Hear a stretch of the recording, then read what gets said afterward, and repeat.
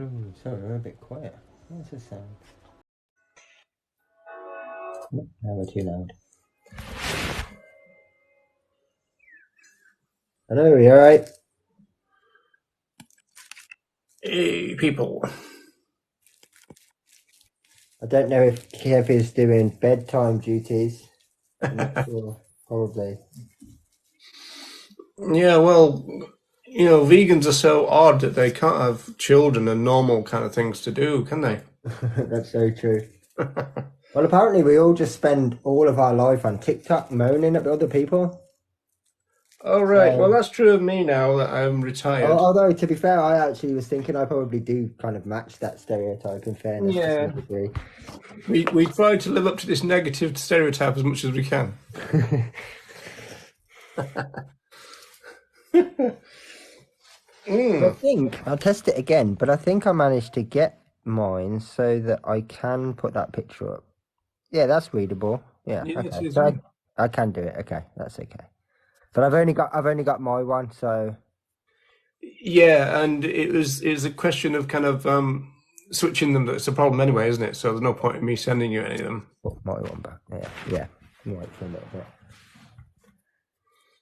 But yes, I just thought. I mean, it doesn't surprise me because this is the kind of thing that we've come to expect. But I think it was just, the idea of trying to call us the fascists and make that comparison. And it's like you clearly didn't listen to a single thing that I said in the 1 minute and 20 seconds. You just saw a clip of the war and got upset by it. Yeah. It's like, and Well, it's explained in the video exactly why I've used it, and like. it's the same with YouTube, though, isn't it, Andy? You get the you like if you look at YouTube comments, they're usually about the content of the first 10 minutes, if they're about the content at all. Because That's some of them are true, just, yeah. oh, Yeah. that's great, I love it and all that, well done again, Well, that kind of stuff. actually, I noticed, like just because I remember it from earlier. So earlier, Cliff put up a video of like his speech. Now, Oh, from the gala, yes, I'm assuming so. The very recent one, he literally the link he put up today. yeah. Yeah, yeah. So I clicked on that, and on the YouTube, it said been up for 4 minutes, and it had 9 likes. Right, it's a 45-minute speech. So it was absolutely physically impossible for Yeah. anybody to have listened to it, but yeah, it already had that. So yeah, absolutely. Yeah, I used to do that. You would go, well, actually, No the brainer. answer is in this, watch this Reagan thing. It's only 8 minutes. And about a minute later, they come back and say, oh, that's a load of rubbish. Yeah, yeah, yeah. But no, I did definitely notice it earlier with his video because it hadn't been up even 10% of the time needed to watch, and it already had nearly 10 likes. Yeah. Well, I suppose I'm guilty of liking something from somebody that I know. I mean, the liking bit, but the commenting bit, you'd think you'd wait until the end. Yeah, and I also understand that obviously sometimes like if you set a video for like a premiere and it says like it's on tomorrow or the next day or the next day, people can like it Yeah, already. like it already. Yeah, So that's right. yeah, obviously they can pre-like stuff that's not even on yet. So I understand that part of it too. But yeah, it does seem a bit strange. Hi, Graham. How you doing? Spider Yeah, Buzz. hope today went Non well, Graham. non-vegans aren't stupid. I don't think we've said that they are, did we? No, I don't know. I didn't see. I Oh, certainly didn't. somebody said lack of intelligence. Oh, okay. Angel vegan. Yeah. Hi, Joe. You all right? Hey, Joanna. Hello there. Well, it's interesting this thing about non-vegans aren't challenged in that way because half the time the comments the comments would try to lead you to that kind of conclusion.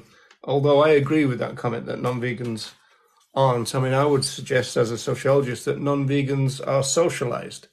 Yeah, absolutely, absolutely. I think, yeah, obviously, when we're talking about some of these ridiculous comments, they're not a great reflective of the whole, so to speak. But I don't think a lot of this comes down to necessarily a lack of or a huge amount of intelligence. A lot of it is just about repetition all the time, isn't it? You can have someone who's highly intelligent. I mean, look at Neil deGrasse Tyson. Is he not an intelligent guy? He absolutely is. But you listen to his opinions about like the exploitation of animals, and is there no different than Matthews in here? Well, even worse, Noam Chomsky.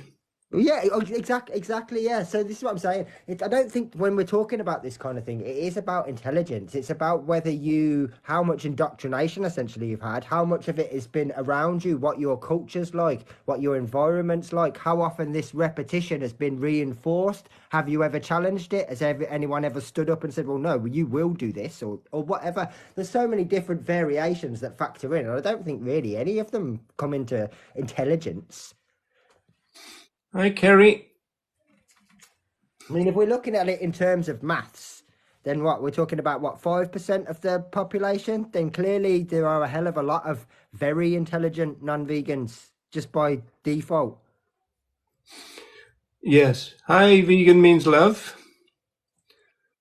I got a stern message from them last week, which is read your comment section. You're letting it all go. Sorry, we are terrible at that. Yeah. At least we admit it, I suppose. Yeah.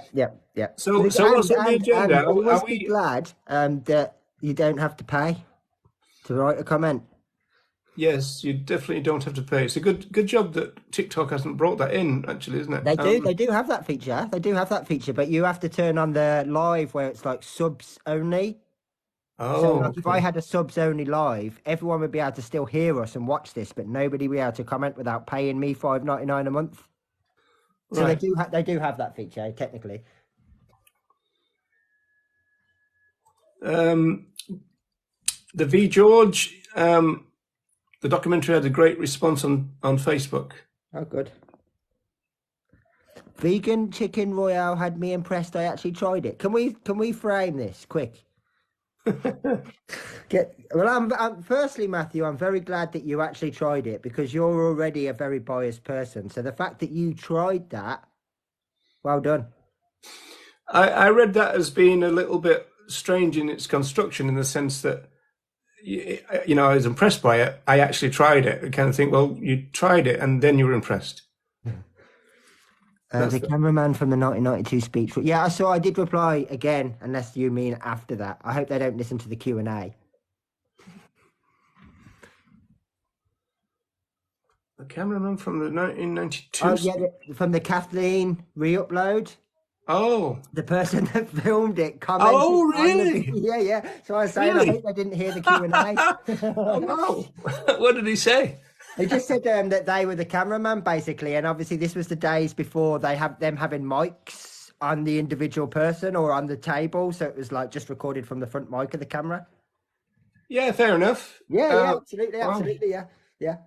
And it definitely sounds better. So can't see there being any arguments with it. And what did you say? Oh, good job! You did brilliant. Yeah, I just said, hope you don't mind the re-upload and the improvement on the sound. And then when they replied, I think they replied to your comment as well, saying about the sound improvement, saying about the front speaker. And I just said, I'm just glad that the film exists. Thank you. That's great, isn't it? But yeah, it's just funny that they found it. Now, Kerry, you're starting to wind us up already, are you, by saying that you've worked on a pheasant farm? Oh. With no food or drink today? Well, you could have not done it. There was always the option. You could have fed the pheasants. Yeah. Or freed them. The thing is, though, they're kind of semi-tame, aren't they? They might not even survive. No, that's very true. I'm assuming that's for shooting, Kerry. Yes, it would be, wouldn't it? I mean, set them free. Yeah. So, what's the score? Are we padding time until Kev gets here, or do we start? Yeah, he has just messaged saying he's putting James to bed. But I mean, we can start with our comments if you want, and he can catch up, or we can, whatever. I don't mind, or we can start with the other subject, and he can just join us. I don't mind however you want to do it. Well, should we start with the poll? Yeah, sure. Yeah, that's probably a good way of doing it. Yeah. So I posted a poll. Um, I'm trying to find it now. Oh yeah, okay. And it was it's still running. It's got about 5 days left. So I first posted it when it was 6 days left, and now it's 5 days left. And basically, what it is somebody's asking on Twitter, what is your favorite plant milk? And it goes soya, 29% essentially, oat just over 48%, almond 17%, and other 5%. So and then I've got it again. I can find it, which is right. And now almond has gone down in a day to 15%.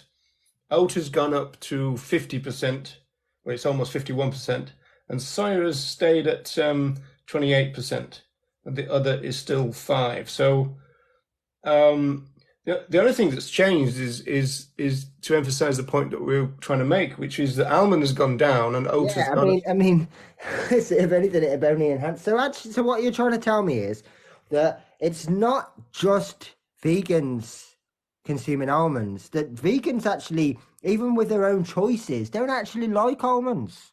Because I'd imagine a huge percentage of that isn't ethical based. You know, it's not based on the water consumption or anything else. It's just pure taste preference. Yeah, I think so. And it's interesting, really, because I'm not very familiar with oat milk either. I'm still, because of long term vegan and all that. I'm a little bit stuck on soya milk. Well, I never really liked almond because I don't know whether it is just the fact that almonds have got that taste, but I always notice a difference. I mean, I had soy milk for a long time, and now we have oat, and I actually prefer oat milk. But yeah, I was kind of the same. I didn't really like almond the few times that I tried it, and I know Max doesn't like it, but we both like the oat milk. Yeah, I suppose. I think I might have tried an almond in cereal once, but I didn't think it was. And I think I might have done that with oat. But I think that's a big thing as well. I'm not a big like hot drinker, so I don't really drink tea or coffee very often. So Mm. I think that's where a lot of people like their almond milk, and I wouldn't have used it in that in cereal. That's where I tried it, and I didn't like it at all. But that would change the flavor, though, wouldn't it? Yeah, I think when it comes to oat milk, there isn't really a flavor per se. It's very Oh, much like soy, but it's just a little bit more creamy. Whereas almond milk did have a flavor. It definitely did have a distinctive flavor. yeah. Well, I don't go for the creamy ones, even with the soya, and that again is the kind of like is my palate is used to the watery ones. So I quite Yeah, like the watery ones than yeah. the creamy ones. Yeah, so that's good then. So it's down to 15. Well, it's 15.6%. So let's call it round it up to 16%. And so a lot of people commented on my TikTok about that. Is that they tried it, didn't like it, and that's so your experience seems to be fairly common as well in terms of the Yeah, almond milk lasted probably about two or three goes in this house, and then we went back to soy. And like I said, it's been probably in about the last maybe just over a year or so that we've made the switch to oat because I bought it a couple of times because it was cheap, it was on offer, and then we've just kind of stuck with it. yeah, yeah, no problem, Kev. You take your time. You have to use a bigger mallet this week. Or more whiskey. Is almond milk just mushed up nuts? Um, essentially, kind of. They're not really even mushed up, are they? Because you just kind of put the almonds in water, really. But you filter them though, don't you? Yeah. So I mean, I'm not 100% sure how they make it in bulk, whether it's a dunk or whether they kind of reuse. I'm not actually 100% sure how they do it in bulk. Well, cow milk is just mushed up grass, I suppose, Yeah. and all the other things that Yeah, they feed them. bit of pus, good antibiotics, nice soak blend. Yeah, that's And so, can the fiber be used for something else then? Presumably, yes. Yeah. If you're just taking the liquid, right? Yeah, that's a good point. Can they use like the whatever it is, like the aquafaba or whatever it would be classed as from the almond too, or is that just waste? You can knit it. You can knit it into something. Jeremy Clarkson is still fit. I thought you were joking when you said that before, and then I saw you made a video that kind of backed that point up, which was strangely worrying. Come on, Kerry. It's got to be a wind-up. No, nobody. I don't even think anybody related to Jeremy Clarkson would say that. I know you did. I saw it. That's what I'm saying. I thought when you mentioned that before in here, you were just having us on, and then I saw you made a video which kind of like emphasised that point, which is concerning to say the least. Just winding us up, I reckon. I mean, even in the sort of actual definition of that word, he doesn't meet it. In the more younger, trendier, attractiveness, definitely not. But just in terms of like health, he doesn't meet that definition of the word. Or maybe Kerry likes her men with a sense of humour, because I suppose he's got a fairly developed sense of humour, even though it might be a little bit cruel at times, I think. Yeah, maybe. To use the C word. Right, okay, so... Okay. Yeah, so let's move on to... and beautiful, okay. What? He's attractive and beautiful? Oh, right, okay. I think she's having us on. So we're gonna go through some comments based on the fact that, well, partly to do with the fact that people just presumably see a vegan post and just react negatively to it. In the same way, is interesting that comment there about the trying the plant-based food is the fact that if you say on TikTok or elsewhere, oh, I'm a big kind of McDonald's fan, they say, well, why don't you try the Mac plant? And they go, well, it's horrible, and you then fairly know for certain they've never tried it, and so you kind of go, well, try it and come back next week. And people tend not to do that, and I just think that it's one of those situations where people will find it horrible even if they actually liked it, because we can kind of do that, psychologically we can skew our taste buds. I bet you everyone, if they think back to like their childhood, can remember times where mum or dad has made you dinner or whatever, and in your mind you wanted this particular thing and that's not what you've got. So you're like, well, I don't like this and I don't like this. And in reality, of course you like it and you're going to eat it, but it's that you can be convincing. And quite often, in fact, sometimes that's how some of these things happen with quite a lot of the fussy children. It just starts off by like once or twice them not wanting something and that being taken as them not liking it, so we won't try it again. Yeah, I always tell the story that a couple came up to the stall once, and we had the plant-based cheese samples, and I think they were both vegetarians, and one came over and the other one hung back, and that often is what happens in the case that they kind of hang back and look at their watch and tap their feet and this kind of stuff, while the other one is taking a big interest in what you've got to offer, kind of thing. And so she tried it and she said, oh, this is good, a real improvement, because she was probably one of those vegetarians who tried plant-based cheese years ago, and now of course it's vastly improved. And so that the other one, her partner, she eventually convinced her to come over, and she kind of reluctantly kind of took a nibble. And she didn't, of course, she didn't like it, and you could even tell on the face of her partner that they knew that she was going to say that, without really giving it a chance, So this is the problem with it sometimes. Yeah, absolutely. It's confirmation bias, isn't it? Really. Yeah, yeah, that's right. They've just got it all in their mind already, and nothing's going to shake it. I suppose it's one of the You know, some of the strategists in the movement, I tell you, it's obviously not a very politically friendly example, but do you remember the show Little Britain?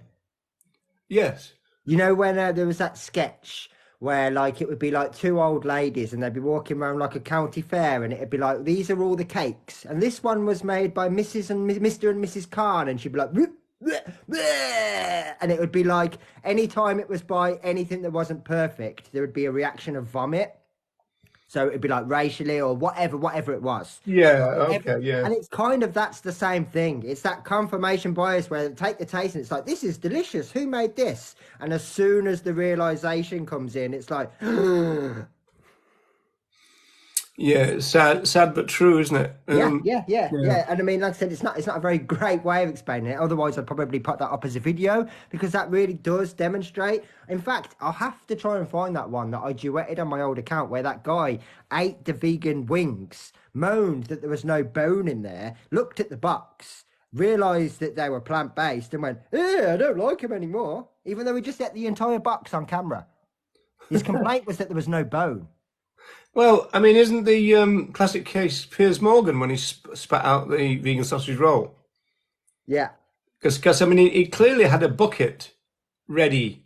Yeah, of course. He knew what he was going to do, no matter what it tasted like. That was already the plan. Yeah, absolutely.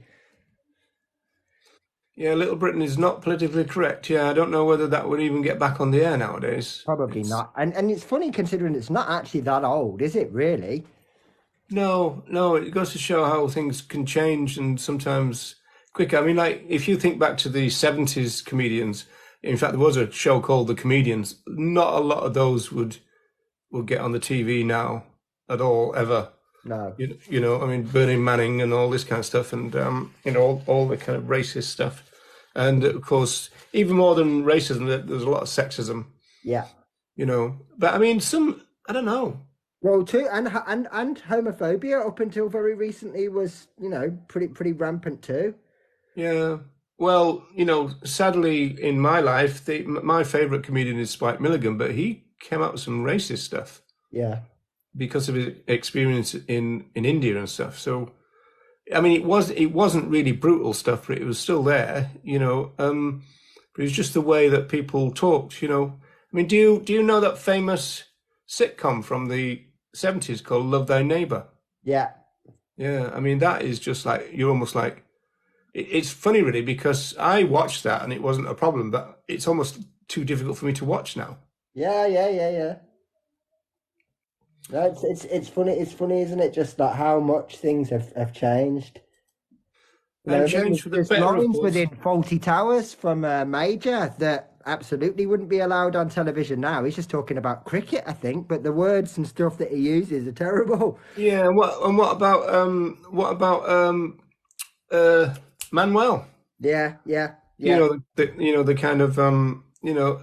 See, this is why I never liked. I was saying this today actually. That I never liked Mr. Bean, the character, No. because although Mr. Bean always comes out on top, you've got a kind of intellectually challenged kind of Yeah, it's character. the ableism that's aimed at him, isn't it? He gets away with it because of that. It's not like he actually genuinely wins. It's normally like a loophole or a trick. So yeah, no, you're right. Well, to be honest, I haven't seen enough of them to comment on that because I've just seen. I think I've seen one where he was driving a car, and that was about it. And I think Yeah, no, you're absolutely right. In fact, I mean, to be fair, I've probably watched all of the Mr. Beans timelessly over and over again. But in all the ones where he's seen as victorious, he never does anything the legitimate way.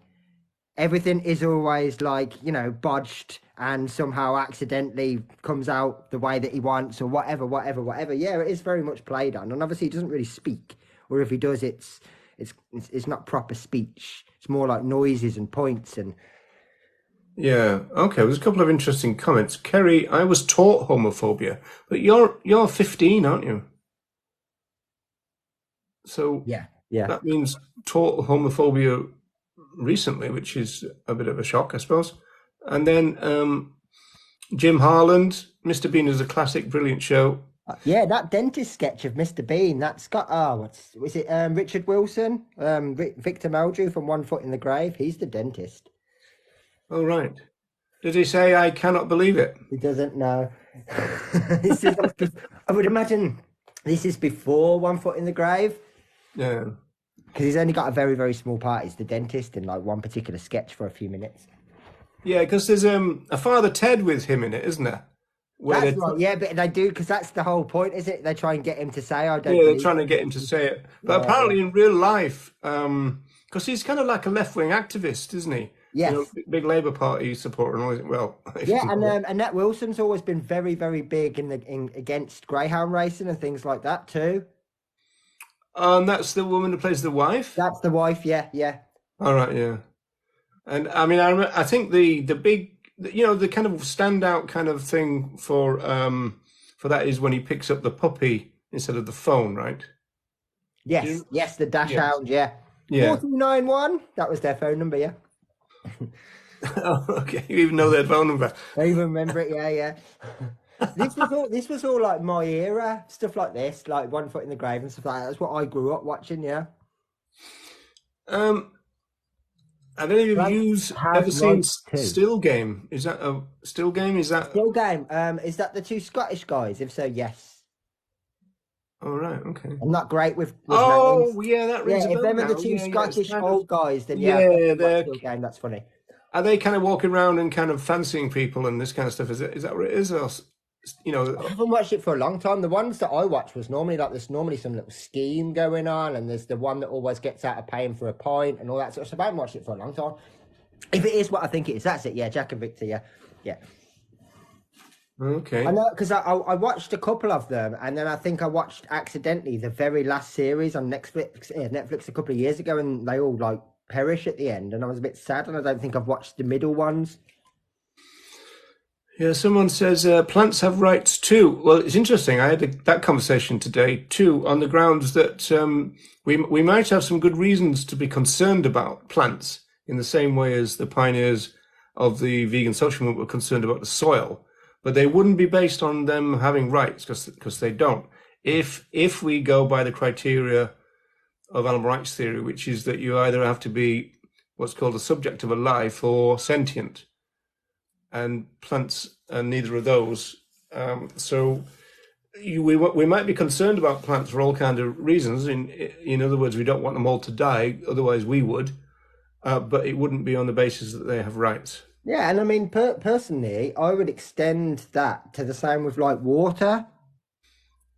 No, we obviously need water. We obviously don't want it to be wasted or used or contaminated in any way, shape, or form, but we'd never apply rights to water.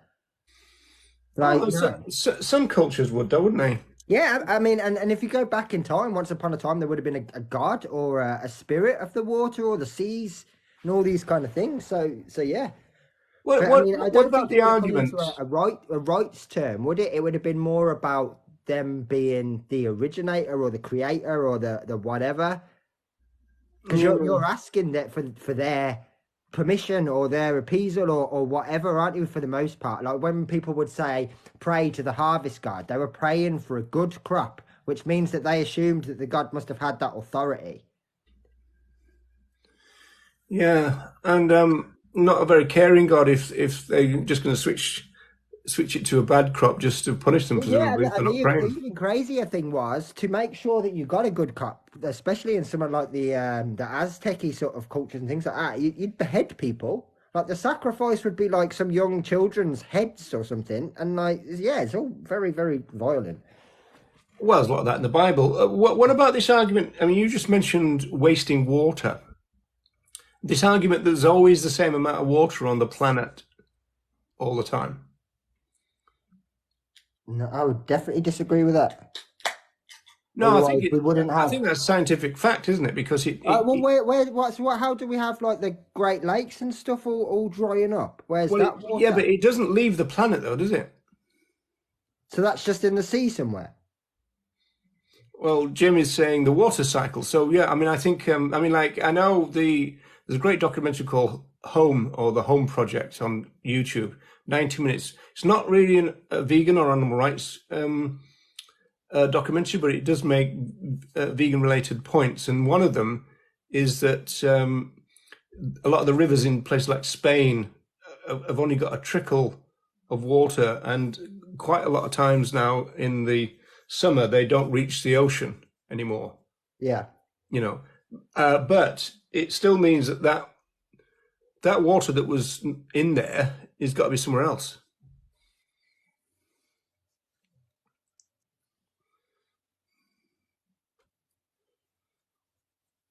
which is interesting. Yeah, man. Yeah, yeah. But as I suppose if plants have rights, then how do we kind of explain an idea if they rely on us or other species or the weather or whatever in idea to sort of repollinate and reproduce? That must have been taken into consideration. So does the wind violate the rights of a tree? Yeah, but plants are domesticated just like other animals, aren't they? I mean, we've kind of put them in a more vulnerable position, just the same way as we've altered other animals to the extent that they can't even mate True, naturally. but you take something like a sycamore tree, for example. Is it no, not sycamore. What's the one where the things spin? Oh, right, yeah, yeah, Yeah, the I little mean, kind of whirligigs. that's literally been designed to make the most of the wind, so that they can essentially reproduce somewhere else. Yeah, those little helicopter things, they're great, Yeah, aren't the they? little helicopter ones. That's it. Yeah, Yeah. that's always the example I think of because like that's been perfectly designed to catch the wind and to move as far away from that tree as they can potentially. Well, it's interesting that you say that because those things are relatively heavy compared with, like sometimes, when they open and it all just kind of blows away like kind of fluff, right? So it must be designed because they want to get that weight moved as opposed to having a system where that thing opens and it's just the little kind of cotton wool type kind of weight. So it must be designed on purpose in order to get something that heavy moved around in the environment. It's really interesting. Yeah. It's interesting, right? Okay, so what we thought we'd do is have a quick look at some of the comments. Now, the first one is from I posted a clip from Tom Reagan this morning, and Tom Reagan is the originator of rights-based animal rights philosophy. He wrote a classic, kind of groundbreaking book in 1983 called The Case for Animal Rights, and several other books since. And in the clip, he's talking about how other animals are in the world, they're aware of the world and all this kind of stuff, which is one of his kind of almost like trademark kind of sayings. But he also says, so that means we shouldn't use them as food or as models, which means vivisection, or for entertainment, or we shouldn't hunt them. And so he goes through this kind of list of uses that we put other animals to. And somebody writes, it's a choice what you eat, end of. Billions of us eat meat, and we've done it for thousands of years, and it's not going to stop. I don't tell vegans what to eat. End of. And you wrote, Andy, tell me you didn't listen without telling me you didn't listen, because it completely ignores the substance of what Reagan says. Yeah, and I mean, we're not talking about a big, lengthy video here, are we? Oh no, it's about 38 seconds, I think. Yeah, yeah, tough stuff. Really difficult to listen to. But I think that do some of these people open TikTok on mute? Because it's kind of the same as like the video that I've got my comments from. It's like if you'd have just listened to it, it explained what you're talking about, but you didn't listen to it clearly. And Kerry, you definitely do because you wouldn't be able to breathe without them. Not saying we don't need trees. We don't need trees, yeah. All right. There's a great film that you can watch. I mean, it's aimed at like younger kids, but it's called The Lorax. That'll teach you quite a little bit about how important they are. Yeah, well, of course, that's one interesting fact, isn't it? I mean, I think people have made this comment about various different topics over the years, which is that if humans left the planet, as it were, the planet would probably thrive. Absolutely, yeah. Yeah, whereas Or the other way around, yeah, we wouldn't last very yeah, long at all. so bees are a concern now, aren't they? Ants in the past, so there's a lot kind of going on, um, in the non-human world that is essential for the environment. And of course, most of the things that we do is pretty deleterious to the environment. I mean, we're all back to flying all over the world as though COVID never happened, as though there's no future threat for a pandemic or anything like that. It's as though that never happened now. You Yeah, know, and yeah, and of course, if some outbreak, I mean, look at bird flu, for example. I mean, the reason that these things spread globally is because we're kind of crisscrossing the world in this generation that we've never done before. We've never had the capacity as a species to kind of, I mean, people one day they're in Australia, the next they're in Europe. We've never been able to do that before. Even if somebody brought a virus from Australia by boat, chances are it would have done its stuff by the time people got to the other end. yeah. But now, it's a 12-hour flight or something. Yeah, no, and I mean, obviously, it's not just the time involved, but aeroplanes in general are terrible for spreading like respiratory illnesses and things like that through the air conditioning and all that sort of stuff. The amount of people that get poorly on the way to or from holiday because of exactly that, or just because you're in close proximity to so many others for X amount of time. Yeah, Jim is saying here, if humans left overnight, the planet would be inhospitable within a year due to fallout, etc. Oh, you mean radiation? Because the nuclear plant source is that what you got in mind? Yeah, I mean, are we talking just like humans just like click our fingers right now and everyone's still got the oven and stuff turned on? Or how what's the hypothetical? Because if so, yeah, every nuclear power station, everything that needs someone to be in control of it is going to be a disaster. Yeah, and we all return after 3 years and can't afford our electricity bills. But yeah, just that kind of stuff. I mean, if all the humans just say like evaporated in one click, think of how many fires, for example, there'd be just fires, let alone anything else. Yeah, but then again, if I mean, the only way that humans would leave the planet, as it were, as a species, would be something catastrophic. So, in that sense, Jim's got a point. Yeah, yeah. Like I mean, when you actually think about how many people would be cooking dinner, having barbecues, driving cars, doing all sorts of stuff that if they just disappeared, that like, well, what's going to happen? The car's going to still continue until it hits something.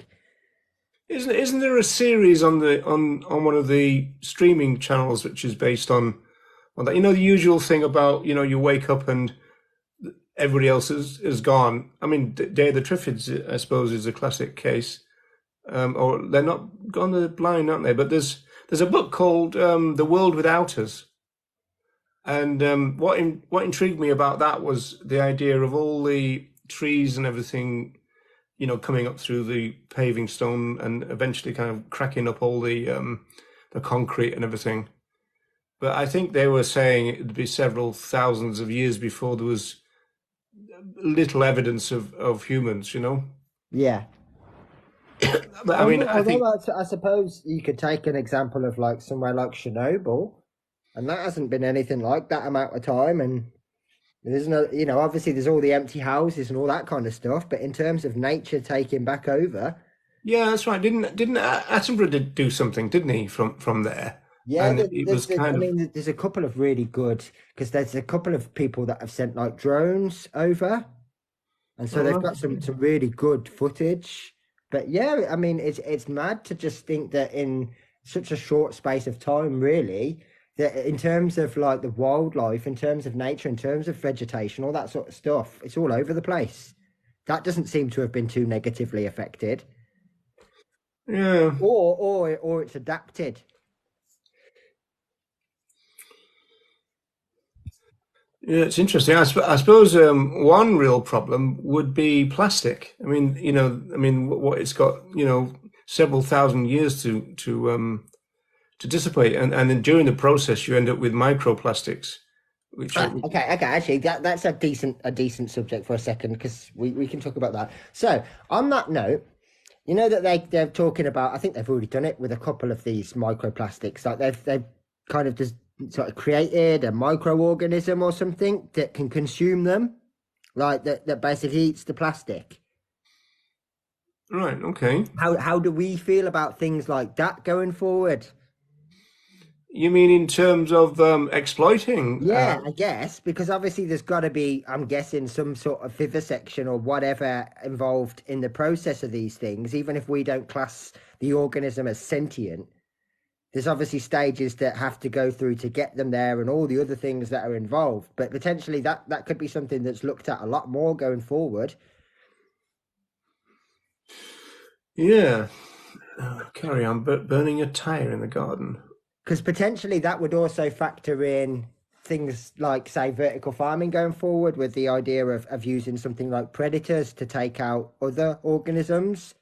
These are things that at the moment would be seen as active solutions, probably because there isn't anything else. Mm. Yeah. Well, I don't. I suppose it would come down to that Reagan and your lines in pencil. So we'll have to see.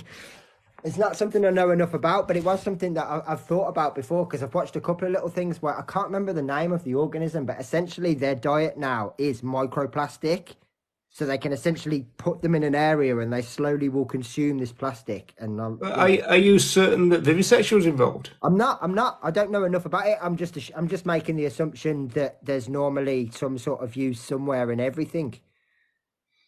Because the Yeah. more I'm hearing about this lab grown meat, the more I'm hearing that there's vivisection, ongoing vivisection, i.e., these samples only last so long and you need fresh ones. Yeah.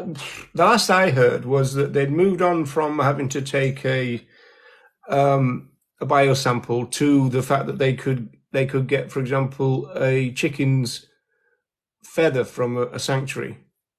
Right, okay. Because that makes sense, because obviously I shared that video not too long ago where apparently they'd extracted woolly mammoth DNA and with the sole purpose of making mammoth burgers and meatballs. Outer heaven, make another homosexual slur, and you'll be gone. If I can make that call. Oh, absolutely. Mm. I mean, to be fair, if I don't think they even need an opportunity to make another one, if one's enough. Well, it's a bit unnecessary. I suppose they think it's funny. I don't know. I stick with plant flesh. Yes, indeed. Why not? So, do you want to go through your first comment, or do you want me to do my second one? Yeah, go for your second one if you want, and then I'll put mine as the background because mine are both in the same screenshot, so it's easier to do both at once. Yeah, well, this one is the terrible spectre of crop deaths. And so somebody had said something about, oh, do you know that you vegans cause the death of millions of other animals, right? So that was the first comment. And then a couple of people responded, and they responded with, well, first of all, it's got DYOR. Do you know what that means? I don't. Do your own research. Oh, is that what it is? Yeah, it's the same guy that I think I've been arguing with. Okay. Because I didn't know and I had to Google it, and the acronym that Google said was do your own research, which makes sense with the context. Oh, do your own. Okay, yeah, okay. I started looking into it when talking to a local farmers who floods his fields every year to kill all rodents, and that's just the beginning. Now, that's an interesting one for me because presumably, well, first of all, flooding a field is that I mean, it's got to have a certain construction, hasn't it? Like a rice paddy to even do that. Yep. So, I just think about you talk about waterways. How many goddamn gallons of Well, correct me. There's obviously Kerry and Jim in the chat, so please correct me if I'm wrong. But not only does it sound like a huge waste of water and everything else, but in terms of efficiency, I mean, lots and lots of small rodents, for example, can swim. So unless that's some sort of flash flood where it's so much water in such a short space of time that they're completely overcome by it, that wouldn't actually remove them anyway if they were the problem. Plus, Yeah, think of good the point. time it would take for that land to be usable again. I never thought about them swimming. Of course, they can, but he Yeah. said to kill all rodents. Well, that's not going to happen in the first place, No, right? because most of yeah, I mean, I'm not 100% sure when it comes to things, say like tiny voles and stuff like that. But absolutely, mice, rats, they can all swim. Maybe they meant it was kind of like it works as some kind of cull. Maybe. Maybe reduces the offspring levels, that kind of stuff. So it could be that, but even so, I mean that seems like an incredibly inefficient solution to that problem. Yeah, But really, really, also, really inefficient. Not massive waste, massive expense, not essentially going to solve the problem. And I would actually imagine, I mean, in the case of, say, like rats, for example, I would imagine if you, I mean, because I've just read the comment, it says it's to flood the burrows and nests. Well, I understand that, but surely you're just moving them somewhere else on your farm. It's not like they're going to run 100 miles away. They're going to run to the first hole that they can go in and just, I can't see it as a solution. yeah, Jim said it just relocates. Yeah, I think they'd be running under barns and all sorts of things, and I think you'd probably make your problem worse. I don't think that person did speak to any farmer personally. I think they No. read the Bible and they thought, how do you get rid of things when you don't want to anymore? Well, there was a flood. That'll do. Flood, big flood. Hmm. And then you got the Moses equivalent of the rats going, I know what to do with this water. I'll just part it. Mm. Push it out the way both Well, ways. yeah, that's a really good point. Why didn't God give Noah Moses this ability too? So he could have just had a dry slot, big dry circle. Yeah. Like a Well, force field. when I was a kid, I used to think, well, what happened to all the freshwater fishes?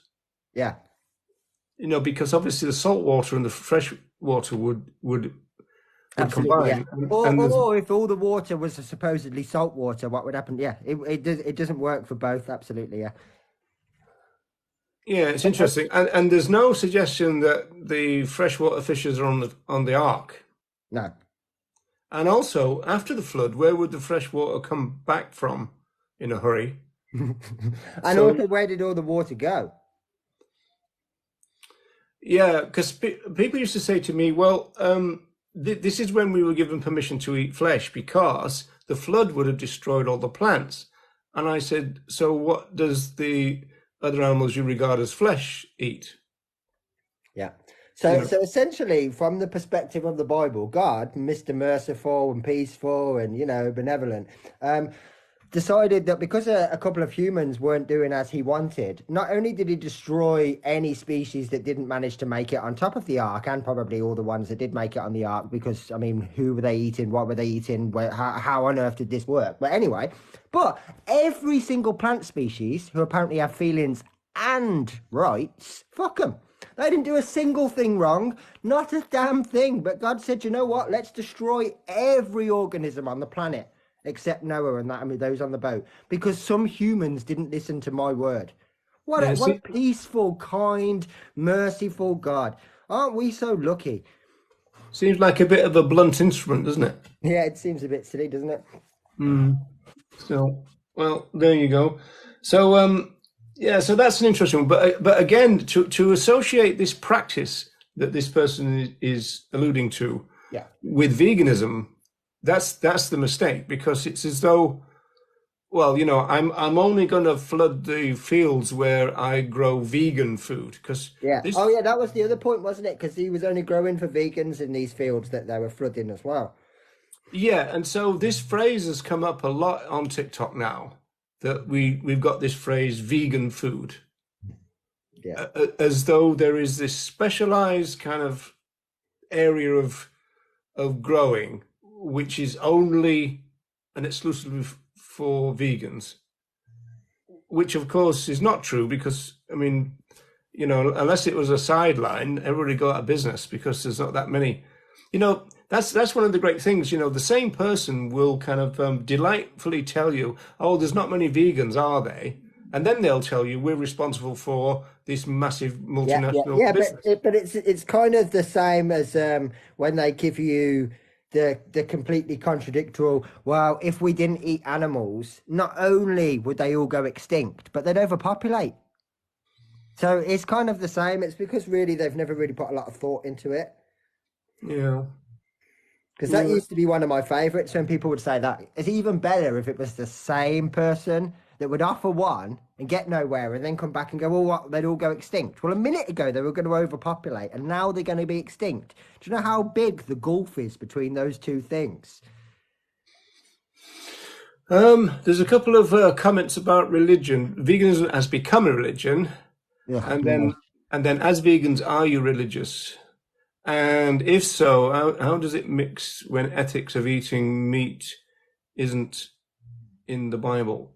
Oh, you mean a bard? Well, you see that's another problem. I mean, people like Reagan and Francione took on this question and said that, I mean, Eden was vegan, the Garden of Eden, right? Yeah, in fact, what's it called? We Are All Noah. That film pretty much tackles that subject really well. Yeah, that one could do with restoring probably. Actually, that's a good idea. I could have a go at least the audio on it.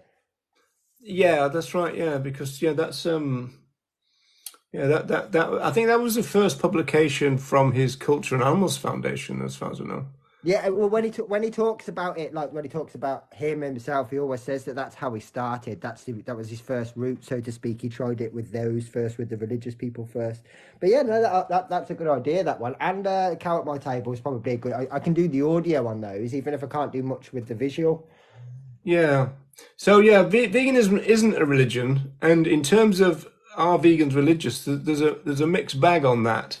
I would say that actually it's funny that I mean, although we've seen a lot of the writing of the pioneers, um, not. Oh, that's right. Watson said that we're not religious in the conventional sense, but we do believe in "thou shalt not kill." That's what he said about Yeah. it. But no, veganism is not a religion; it's a philosophy. There's no high priests, although of course that's going to bring up the vegan Jesus and stuff. But yeah, so it's not a religion. And then in terms of the Bible, I mean, obviously one of the most cliched things that people say about the Bible is that anybody can go to it and find something. Yeah, absolutely, you can. It's kind of like Google you these days. You can type in a sentence and you'll find something that backs that sentence up, regardless of how bizarre it is. But I mean, to answer the question most simply, I know, like Jim touched on it a minute ago, but no, I mean, if I was to read the Bible again as an adult, even though I know it still quite well, I couldn't be, say, Christian and vegan as I know it because I see God as an oppressor, and how on earth do I challenge that other than not believing in Him?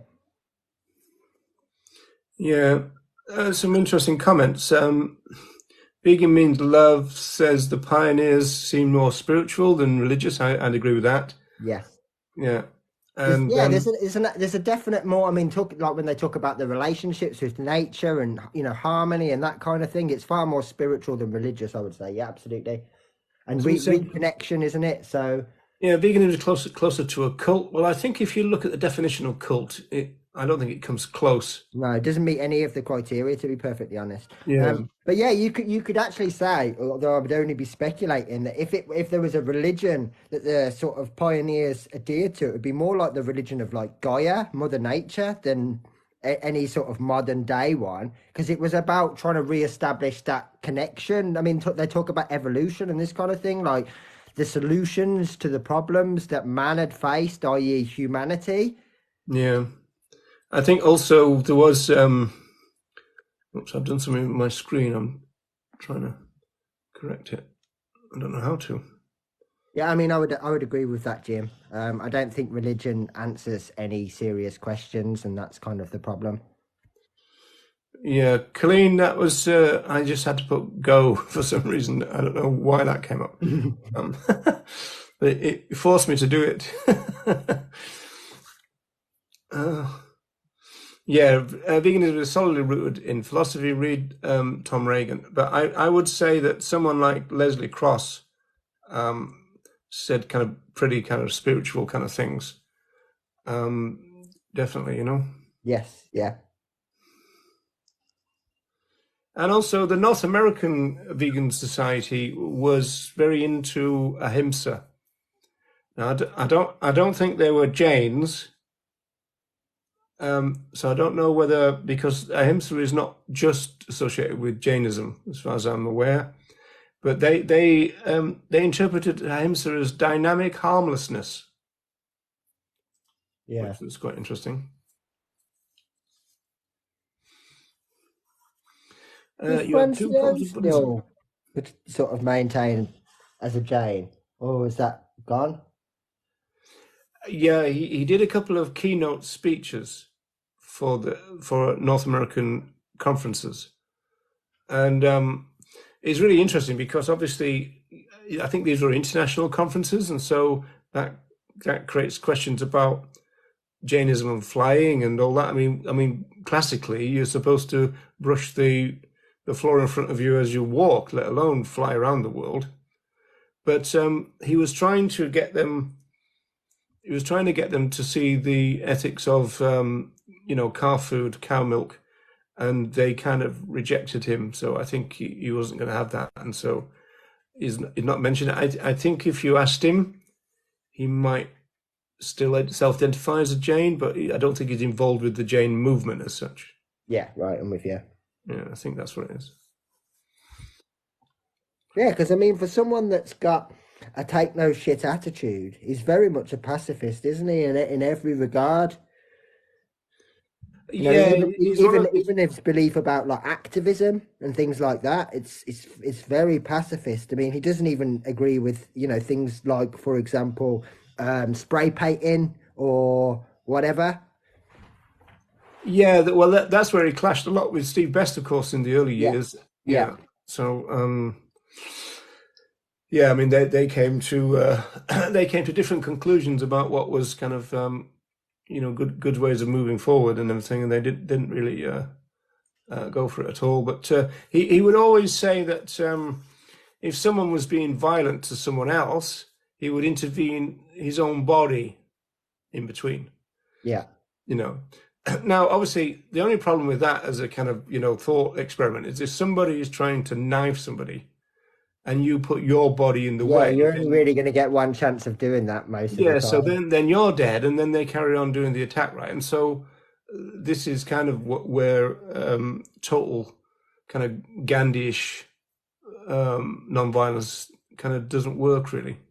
Yeah, that's why personally I like to take a little snippet of everyone because I personally agree with both of them. I mean, I don't think that Steve Best is wrong when he says certain people can't be educated. I don't think that that's wrong. I don't necessarily think that that means that there should be violence or whatever, but sometimes there has to be some sort of disruption or whatever that goes a step beyond just having a conversation with them. So what is this Lee Plasto saying? Because there's a Mm. lot of response, and we're going to be accused of not looking at that in a Yeah, minute. well, I mean, there's quite a few people in the chat that seem to be handling it today. I think sometimes it's when they're outnumbered in the chat that they get frustrated with us. Yeah, well, I can't even find this. Oh, has he been booted? I don't know. Maybe. Yeah, oh no, okay. I can't find him anywhere, and I've gone back a good way now. Oh, hi, David. You're right. Hmm. Jim, don't apply logic and reasoning to the Bible. Yeah, well, it's more of a question is when people think it's gospel. Um, I like the fact that for a long time, though, that word used to be used like when I was at school as though that meant truth, that meant honesty, like gospel, as though that backed it up, as though that gave it legitimacy, when in reality, it's the opposite.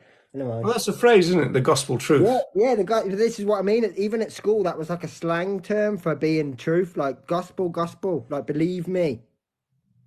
And in reality, when you think about it, it's like, well, it couldn't be any more dishonest.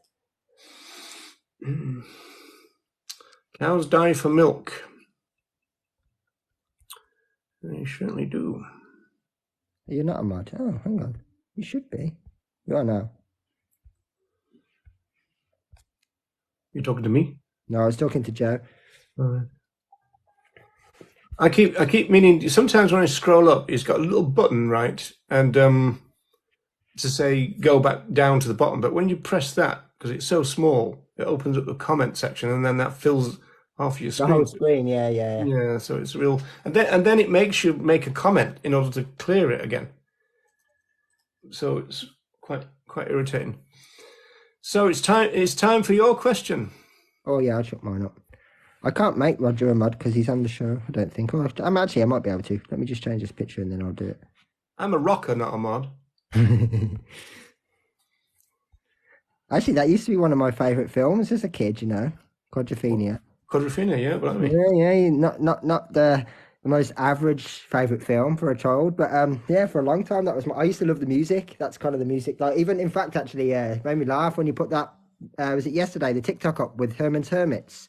oh yeah, My mum used to listen to that tape every single day on the way to school. So there was a few, there's a couple of songs on that tape that I remember. There was the one that was like leaning on the lamppost at the corner of the street, and just a few that remind me of George childhood. Formby, Yeah, really? yeah, there was a few that remind me of my childhood.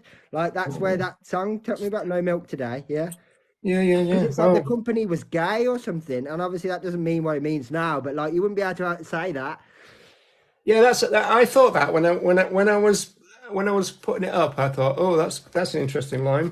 But That's, obviously, I'm assuming that it meant happy then because of the rest of the song or whatever. I don't know, but I'm not because it doesn't really make sense, does it? No milk today. no. Did I ever tell you my gay story? No.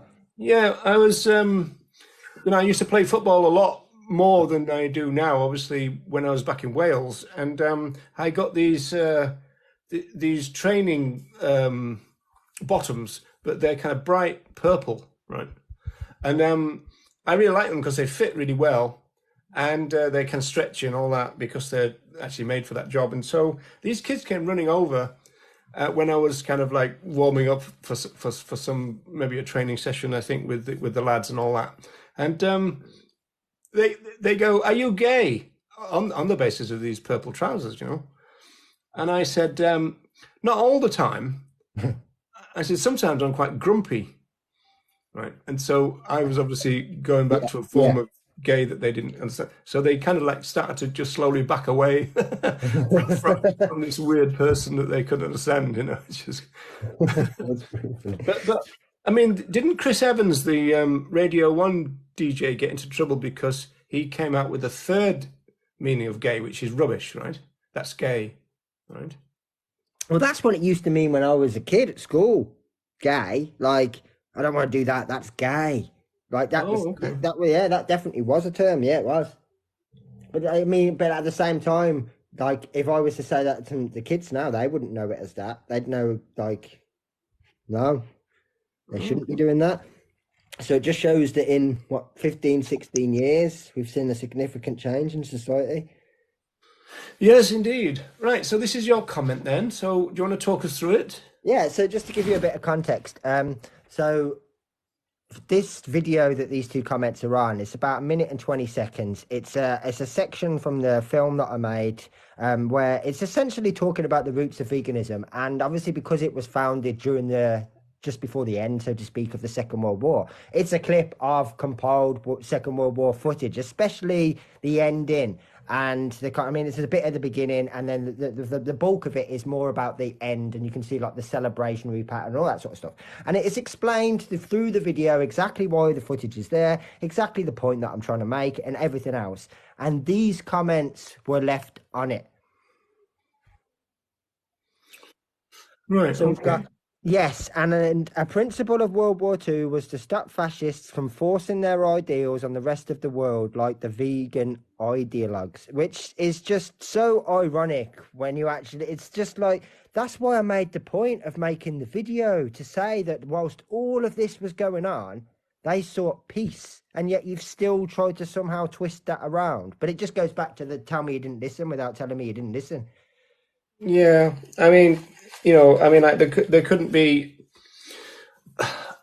Yeah, I mean, it's kind of like where do you start with this one? Exactly. Yeah, to the point where I think I replied with my comment was, the irony is so deep. If I could mine it, I'd retire, because it's just like, where do you start? Yeah, because somebody made another comment, or is this kind of like? I mean, actually, that's a reply to me, isn't it? Yes, yeah. So I was going to say, actually, with TikTok for once, usually it jumbles up all the order of the comments, and you can't actually follow the conversation properly. Yeah, yeah, Well, yeah, those two just happened to be next to each other. I know that they weren't, but that just helped for the screenshot purposes. yeah.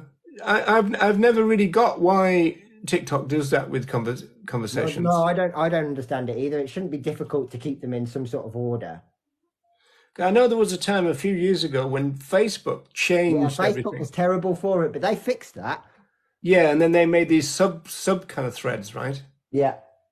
Yeah. So, hi Kev. Hello, hello. I could have done with Hello, that hello, mallet you were hello. talking about tonight, Roger. Say again. So the issue that tonight was actually that so James has become obsessed with a game on Roblox called Rainbow Friends.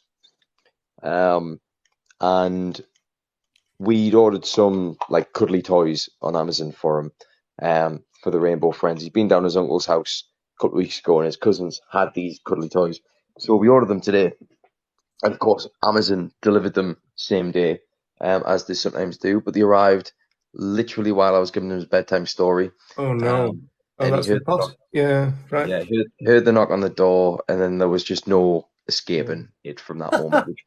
So we gave him them, and obviously he was just up a height. So it took a lot longer for him to settle down and eventually You go should to have sleep. thought quick, Kevin. Oh, look at that. They're starting to deliver plant milk now. That'll be our delivery. Yeah. So yes, but I'm here now. Yes, sorry I'm late. That's fine. Well, I'm always late. I'm just never normally this late. Yeah, you're later than usual. So, in terms of what we said so far, is there anything that prompted you to comment? Um, no, I think you've kind of covered it, to be fair. Okay. Um, Well, we'll go back to the Nazis then, as you do. yeah. Yeah. So, Leighton W says they agree with the comment. Well, okay. mm. I mean, to repeat something that I said on George Martin's live the other day, if you're a bigot, you always appeal to other bigots. Well, as far as I know, though, I don't think fascists went around, with laptops and education materials. I don't think they did. No, I think so. I think the word forcing, in terms of what they did compared with what we do, Yeah, I also I can't remember. I mean, correct me if I'm wrong, but I don't remember the camps being voluntary and you chose whether you joined and stayed or not. And Like that's these people are. I mean, you join my live. I'm not. We don't join your live and then try and educate you. You join our live and then moan about the topic. The topic. yeah, it's not as though they can, oh, do you know there's like this cattle truck down on the track, and if you want to join, then just click the link or just go down there. It's a little bit different, isn't it? Let's face it. Little tiny bit. Mm. Hitler wasn't a vegetarian. And anyway, He was a even if he was, what's creationist. that got to He do was a with veganism? creationist that believed in 4,000-year-old world. He was very much a creationist. He believed in the Bible cover to cover, more or less. So actually, no, he wouldn't have been a vegetarian because apparently the Bible tells you that you can eat animals. So nope. I like how people like to bring that up though. Hitler was a I don't vegetarian, think it would mean right? anything anyway, even if Charles it was Manson a ate meat. so-called vegan. You know what It's I not mean? Like, vegan relevant anyway, is it? No, Yeah, I mean, exactly. the only claim that he would have potentially if he was a quote unquote vegan was that he would potentially have been vegan before anyone coined the term. So Yeah. he'd have that, which I think a lot of people don't think about now. Because they promoted him. It's always been vegetarian, but more recently, I've seen people go, "Did you know Hitler was a vegan?" I'm like, "Well, what year did he go vegan?" Oh Yeah, no, exactly. now Because wait a why minute couldn't you now. say That's going to be a Hitler? No, bit more. That's going to be a bit more difficult to sell. Well, the person who coined the word vegan was oh this yeah, yeah. So basically, Yeah. Hitler was a vegan Austrian guy. before he Now, was what was his vegan. name? Blimey, I even to use the same logic, right? So if Hitler was vegan or vegetarian, and that's a reason why you shouldn't be, then by the same logic, you would have to say that, okay, so all of the mass murderers Yeah, and serial was killers, Stalin vegan? yeah, like Lenin, Pol Pol Pot. Pot. Yeah, if if they consume Mao, animal products, then is Kim that Jong not, Un. I mean, by we could your go own on. same logic, a reason to not consume animal products? That mass murderer, Jeremy Clarkson. He's not vegan, is he? No, Jeffrey Dahmer wasn't vegan. I mean, there's quite a few really terrible people we could cite if that's your reasoning. Bear in mind, you can't prove that Hitler was vegetarian, and we know all these other people weren't vegan and can prove it. Well, he used to wear those kind of leather. What's that? Lederhosen. Yeah. But he's Hmm. got a cookbook. He's got a cookbook. Not a lot of people don't realize he's got a cookbook. He's got a book full of recipes, and one of his favorite things to eat was veal. So, Oh, all vegans have got that. so yeah, it's just like, come on.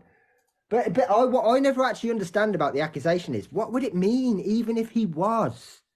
Exactly that, yeah. That's like it is literally like saying, like, I don't even know what it's like saying. I think I've kind of explained it anyway, to be fair, but it's just one bad apple, so therefore the entire movement is destroyed. And I know that if Hitler was vegan, he's one hell of a rotten apple, but he's Yeah, not. But Hitler, it's the like, father of anti-oppression. I mean, of yeah, course. it's like, Well, funny enough, that links to the issue that I want to bring up after we've done this. Funny enough, because Kev, did you manage to find any comments, or have you got any comments you want to read out? Otherwise, we can just move straight on. he's shouting for me. Yeah, because obviously, if you haven't got any like comments or whatever, then don't worry, we'll just move on to the next section. And Lee, it's those weird like dungaree things that aren't quite dungarees with the straps. You know, like you they're normally see kind of like the leather chaps that get shorts, slapped aren't in their they? thighs. Yeah. Long shorts, yeah. Yeah, Um, that's it. Actually, Lee was talking about veganism, and he thought it started in the 70s. And I said technically it started hundreds of years ago. Technically, you could argue kind of people were starting to get the philosophies and the thought process around animal use then. Um, but I mentioned your documentary, Andy. Andy, do you have your YouTube linked on your account yet or not? Helpgoingvegan.info/film. That's the easiest way to say it. Yeah, but on your TikTok, stick Yeah. it on as a button. You know, you can get an Instagram button and a YouTube button stuff on your TikTok. It sends Yeah, me to my good. YouTube, Yeah, but good obviously it's point. not That's a one great. video. Yeah, That's a great idea. then like people like Lee, it would be much easier for me to go, not your mum, not your milk. Go on his account, Yeah, click yeah, the I, YouTube I, I button. can There's a potentially do documentary that as there. soon as we come off. I can't do it until we end the Yeah, live, but yeah, I just didn't think about just that. So actually set the link to the individual video, you mean, as opposed to the channel? or just your YouTube because it'll be Oh, fairly it's high already up on set there, to to my be fair. YouTube. Yeah. So Lee, if you are interested in learning about the history of veganism, then Andy's got a 30-minute documentary which is absolutely fantastic. It's about 4 or 5 videos down on his YouTube page. Yeah, but people say on Instagram, link in the in the bio or something, don't they? Yeah. But the Yeah. the only place on Instagram that you can click a link is either in a message or if you actually put it in your actual bio. If you put a link in like the comment section or in the description of a post, it's not clickable. Yeah, So lederhosen. They were long trousers. Then somebody put them in a too hot wash, and it started a real kind of fashion. Yeah. Comment wise, Andy, I sent you a couple of screenshots, but I don't know if it'll. 2 seconds. I should be able to. I'm guessing if I change the screen, you can't hear us talking. I was going to have a look at my photos, but I think I sent Andy two Well, comments. the alternative though, Kev, is you could just read them out and give us the context. Yeah, yeah, there is that. Yeah. See if Andy reappears at any point. Yeah. Oh, he's back. Ooh, Oh, ooh, that's groovy. there we go. Can you see? Oh, hang on. Oh, Yeah, that was good, but too low Hang down on. on the screen. If you could Hang do on. it like that. Yeah, hang on. Let me do this one first, and then I'll change yeah, the layout of the. yeah, the screenshots aren't great. Sorry. So yeah, somebody said that a new study shows that vegans, I mean, um, or vegans, I mean, vegans have 92% deficiency, and B12 explains why they're There we all go. so That's. weird. Is that any better? Yeah. Yeah, yeah, it Yeah, probably is. Yeah, you can't put it. The only problem with that is because it's white. It means that yeah, Yeah, I know exactly. We you can't see can't see the comments very can't see the well. chat there. But I'll tell you what, I'll rattle through this one and then maybe just put a plain background on so we can see the chat again. I'll And tell then you we'll what I'll maybe, do. I'll put it as a grid for now. It'll be a bit small, but at least you'll be able to see it. yeah. So yeah, my response to this person when we were talking about obviously deficiencies and stuff is I did initially talk about the fact that actually that's been disproven because that study that he's talking about is being shown to be wrought with bias and poor information. It is it doesn't a new one, Kev? Is it a new study? It's not. I can't remember which one it was now, but which one was it? I think Mike the Vegan might have ripped it to bits about 6 months ago, on YouTube.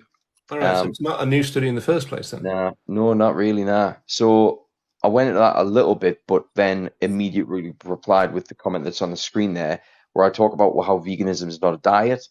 Um, and kind of like, because you get these people who are like, well, vegans aren't healthy. It's like, well, whether or not we're healthy and whether or not we've got deficiencies, which we know that if we plan our diets correctly and potentially supplement, we don't. That's not what veganism is about. And then they didn't reply because I don't actually think they wanted to have a proper conversation about rights-based It's a veganism because they shame think that it's a diet. Nelson's not here now because we're back to that thing about what dietitians and nutritionists almost like they're obliged to say. And I think in one of the early ones of this, I think Nelson said that you kind of, you're kind of obliged as a dietitian to kind of cover yourself. Yeah, And, I mean, and so you've got to say a well-planned plant-based diet. yeah, But I think she went on and say, well, everybody's diet should be well-planned. exactly that. Yeah, it's Yeah. like it's like saying, oh well, I don't have any deficiencies and I eat 15 McDonald's a week and 3 takeaways. Well, you probably do. You just don't know. If it's not well planned, you're not getting the nutrients you need because you're not planning on getting the nutrients you need. That's basically all it is, isn't it? Really, when you think about it. Well, the thing I know about B12 is that modern day doctors are suggesting that everybody should take B12 supplementation once they get to around about 50 years old. And, Yes. and, and that's irrelevant to the diet you're eating. They, Yeah. they, they think you need supplementation. And then you've got the irony, of course, that flesh is often, the cows are often injected with Injected. this stuff. Yeah, that's because the lack of cobalt in the soil.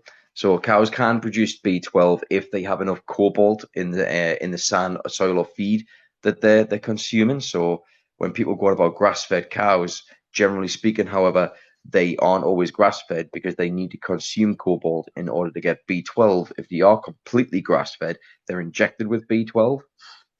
So it's like it's one of those. It's like a and when you do get people saying that vegans need to supplement, but then when you look at what the British Dietetic Association recommends, they recommend that everybody in the northern hemisphere should supplement vitamin D because of the sun and vitamin B12.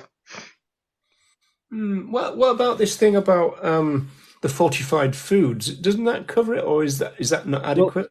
it can, but I mean, if you were really if you were a proper anti-supplementer and you were plant-based, all you would need to do is have 2 tablespoons of nutritional yeast every single day, and you would get your recommended daily allowance of B12.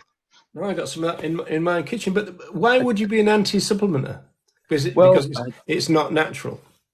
Well, I don't know. I think there's a couple of different arguments. I think Danny Shepherd went into it a little bit about how he believes that supplementation is about making money rather than keeping people healthy.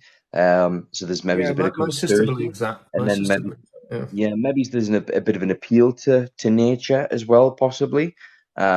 So I think there's multiple different reasons in people's minds. I personally don't see the problem with supplementing. Well, Um, one thing that I mean, we ought to get the stats together on this, but I know kind of anecdotally, and so there's that caveat that some of the most long-term vegans didn't supplement either at all, or certainly not for the first. I mean, myself, first 35 years didn't supplement at all. It was when I came to Ireland when they were a bit panicky about it. Like, think about going back to the early days of veganism, like even in the 1800s when you had people that were denouncing eggs and dairy and were kind of a vegetarian but didn't consume eggs and dairy anymore. No one knew that there was a requirement for supplementation then because no one was doing the studies and we didn't have the science that we have now. Yet there wasn't news back in the day of the founding members of the Vegan Society dying in the street. So, and they wouldn't have Do you not known. think though, like obviously we have to take periods of time into consideration that there'd have been like no fast food, no pizza Yeah, shops, no anything. So a lot of people would have had a more varied sort of diet. 100%. Yeah. Yeah, So that probably 100%. took care of a lot of it. Yeah, ironically, they would And have had a obviously I dirtier suppose the diet soil too. quality then was better. Yeah, I that's right. suppose, yeah, I suppose you didn't have the sanitation of water that you have now as much. So there was actually natural B12 in the food. Um, And I suppose the other thing, like you say, yeah, people were eating a naturally more rounded diet because they were eating seasonal vegetation that was around at the time, rather than eating loads of deep fried convenience and processed stuff. Uh, so yeah, I think you've got a kind of got a point. Do you know what though? I've always thought this. I've always thought that, generally speaking, if you think about the population of vegans and they've got resistance to pharmaceuticals, for example, and so they tend to use a lot less than the general population. I often get the impression by seeing normal people around, if you pick them up and shake them, they'd rattle because they take so many bloody pills for this, that, and the other, right? And so you come along and go, you need a multivitamin, one, and it's almost like, you know, wow, that, Yeah, that that's that's absolutely. outrageous, Yeah, and yeah. they're probably popping pills for all kind of stuff. They can't sleep, they can't pee, they can't, and all the rest of it. I mean, I used to work in a nursing home when I was at university, and some people were on about 30 pills a day. You know, so Yeah, the idea, I can absolutely believe it. Definitely. but the idea that that some multivitamin, which is made out of natural ingredients, is something outrageous when we've got a population who are popping pills all the time, It, and not to it, mention them recreationally. Yeah, but Um, I suppose the one difference, I suppose, is these pills, for the most part, regardless of what they're for, they're coming from that appeal to authority. They come from the doctor or the hospital. Whereas multivitamins, I can go and buy them from Wilkinson. I suppose it's almost fallen the same trap as the when you get people saying that vegan food is processed and full of chemicals. It's almost like I don't know what's in that little thing that I need to chew up and swallow to keep myself healthy or ensure that I keep myself healthy. Um, it's kind of a bit you like that just said you argument. don't even need to do that. I mean, if you just go to your kitchen and get some, yeast Yeah. flakes. Yeah, yeah, yeah. I was quite surprised actually when I checked the back of the pack of nutritional yeast because the Marigold one, I think it's no, not Marigold, man, bloody gloves. Mayflower one has saying that it's a good source of B12, a good source of protein. So I flipped with the pack over on the back. It's not really something I've ever thought about, and we do eat quite a lot of B12 in this house. B12, friggin' hell, quite a lot of nutritional yeast. Um, so I looked around the back and I was like, 2 tablespoons, that's your daily recommended intake. So like if I make a mac and cheese, that's probably 4 days worth of B12 in there because it's about half a cup of Yeah, ironically, a lot of it will just being kind of flushed away in your pee then because you've probably taken in too much. well, I believe I read somewhere, I could be wrong here, that you can build up almost like a storage of B12 within your body. So it takes a long time for that to deplete, and eventually for you to become deficient. So you can almost build it up and then kind of lapse a little bit, kind of fall off the wagon a little bit, and your body will then start to consume the natural B12 that's within your body. Yeah. Do you remember when one of the first ones of these that we did? I mentioned some new research, and I think I spoke to Nelsie about it, about the fact that it was once thought that the human colon was nothing much more than the waste disposal chute, right? And now they're finding out it does a lot more kind of work. And so there was always this thing, well, humans produce a lot of B12, but it's too low down in the, system for it to Yeah. be any use. And Mhm. now they're suggesting that there might be a kind of B12 kind of feedback. All And right. because we're only talking about micrograms, Yeah. you need such a small amount that it might not be that hard for the colon or the B12 that's in the colon. Some of it, as it were, might get through back into the stomach. Hmm. And so there is some new research on that. I haven't looked at it very closely, but I think I mentioned it to the registered dietitian Nelsie, who was a regular here until recently, and I think she confirmed that. We've got a different attitude towards what the job of the colon is now than before. That's what I'm saying. Interesting. Yeah. Yeah. Yeah, Andy, I can I remember. make a request? I think that was our show, our first show. That Might have conversation. been, yeah, might have been. Can we go back to before so we can see the comments better than this? Is that all right? Yeah. Do you want me to put the other one up? Oh yeah, okay, Um, we'll do that quickly yeah, then. do this one quickly, aye. Aye. And then I'll switch, and then we can just go back to the normal screen then. If I can read it. Christ, that's tiny. I know, I know. I'm Do you trying to ever make it say so that why I I can still man? see the Yeah, comment. way I man. Probably more regularly than I realised that I do, to be honest with you. Okay. Can anybody else read that, or is it just my eyes that are shot? I can't read it. I can read it. Hang on. So Gary Lee says, "Given life because meat needed. If not for food, don't think. See 10,000s in the farmer's field enjoying life. So vegan want no animal species." There's some English in there if you squint really hard, isn't there?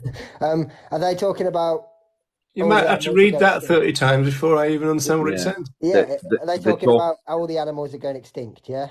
yeah, they're talking about the purpose of the animals and the fact that if we didn't breed them into existence, they would be extinct, Oh yeah. basically. Yeah. Yeah. Yeah, well, I think we probably have to admit that some would, in the same Yeah. way as some who are currently used as pets can't naturally breed anyway as well. So Yeah. they would if they were, as it were, left to their own devices. I think the So last sentence of that is that vegans want no animal species. Yeah, vegans want no animal species. And I responded saying that if the only way to have these species was for them to live a life of exploitation, then maybe that wouldn't actually be a bad thing. it's such a silly comment on the grounds that, I mean, at the moment, I mean, there's people like Attenborough and that talking about even they've done they did the thing in terms of biomass and actual physical weight, right? And in terms of free living beings, there's hardly any of them left, you know. And in terms of numbers, there's hardly any of them left. I mean, we talk about something like probably less than 4% now of mammals on the planet are free living beings, and yet we would reverse all that, and so kind of other animals would flourish in a vegan world because we'd be able to give them their habitat back, essentially. Yeah.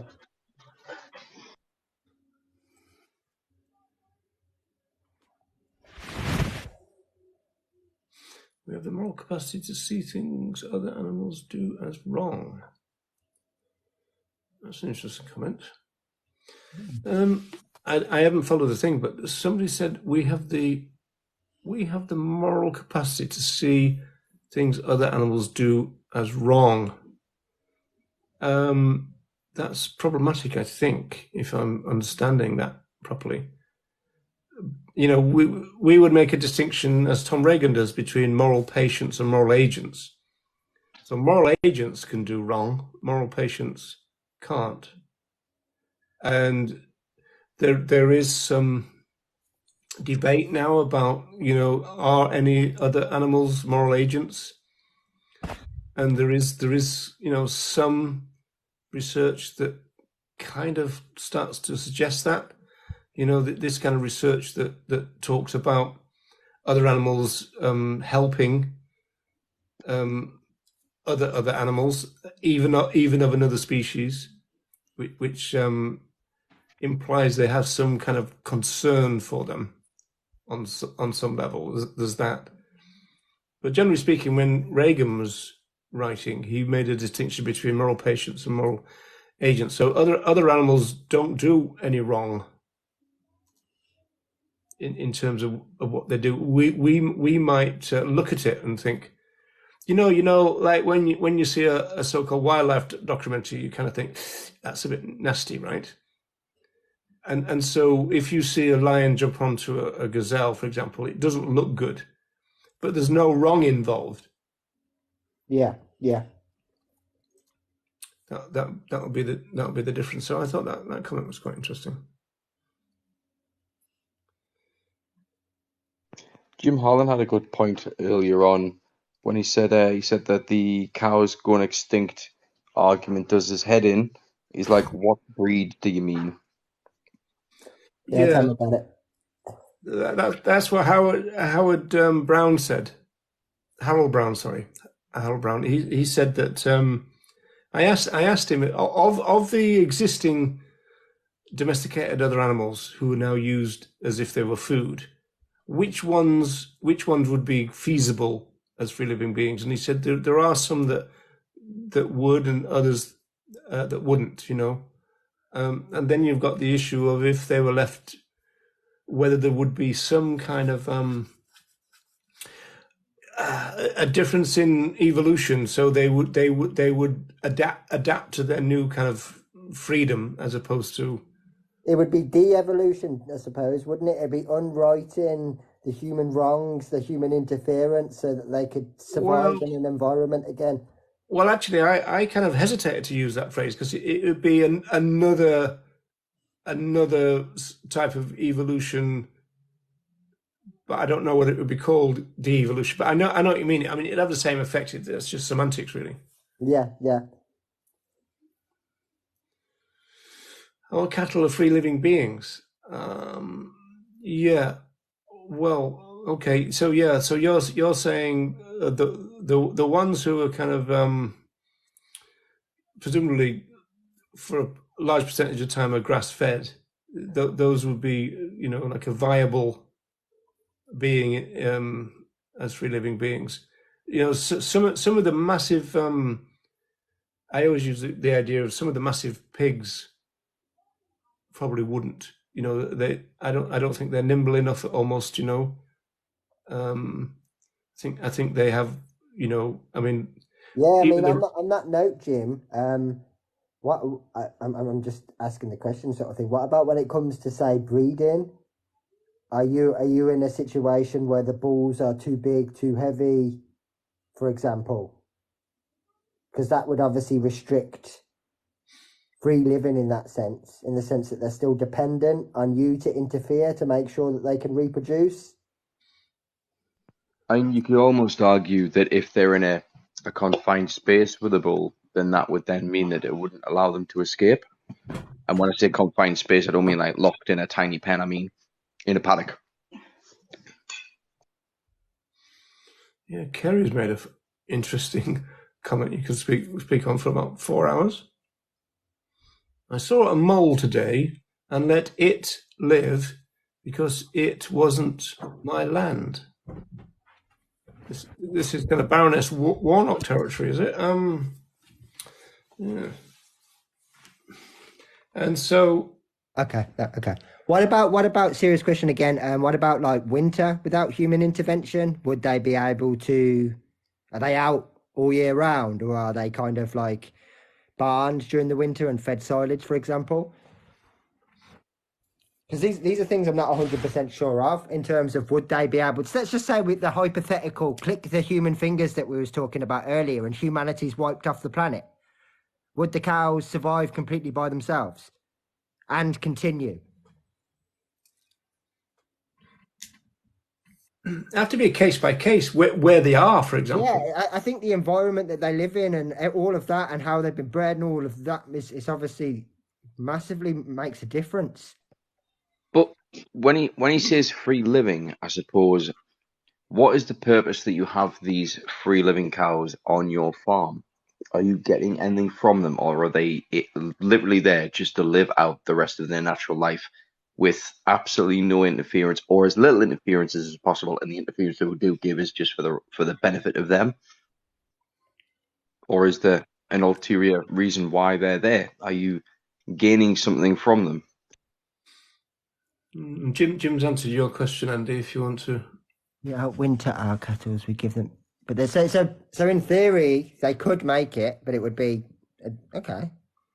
So I suppose in some cases we already have breeds that wouldn't die out. Then Is yeah, is that they'd have a hard winter with the hay and the silage, or oh without? yeah, if it's a hard winter with it, then that could potentially be different to what I thought. They could, but it'd be cruel to try. Well, it's cruel to send them to the slaughterhouse, but I don't think that's ever really came into the equation. But what we mean is in terms of so they wouldn't just wouldn't be the end of them, even if there was no more humans. So they could potentially because obviously that's not exclusive across all breeds of bovine, is it? Yeah, Declan always argued that the cows on their farm, um, they would kind of grow longer, hair and everything in the winter for warmth and this kind of stuff, and then shed it again in the summer and that kind of thing. And so they were almost like programmed for survival, if you like. But it Yeah. would obviously be a case by case, and the kind of more sickly ones wouldn't make it. The sturdy ones would.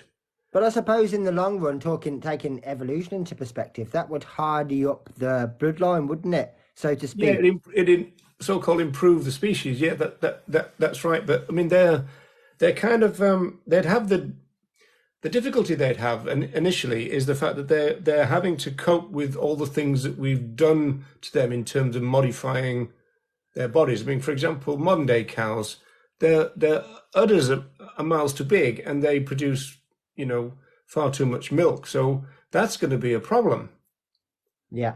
for them because I mean they could presumably nurse for 4 or 5 calves, but that's not going to work like that. No, and absolutely it is the case in other places where the bulls are just far too big.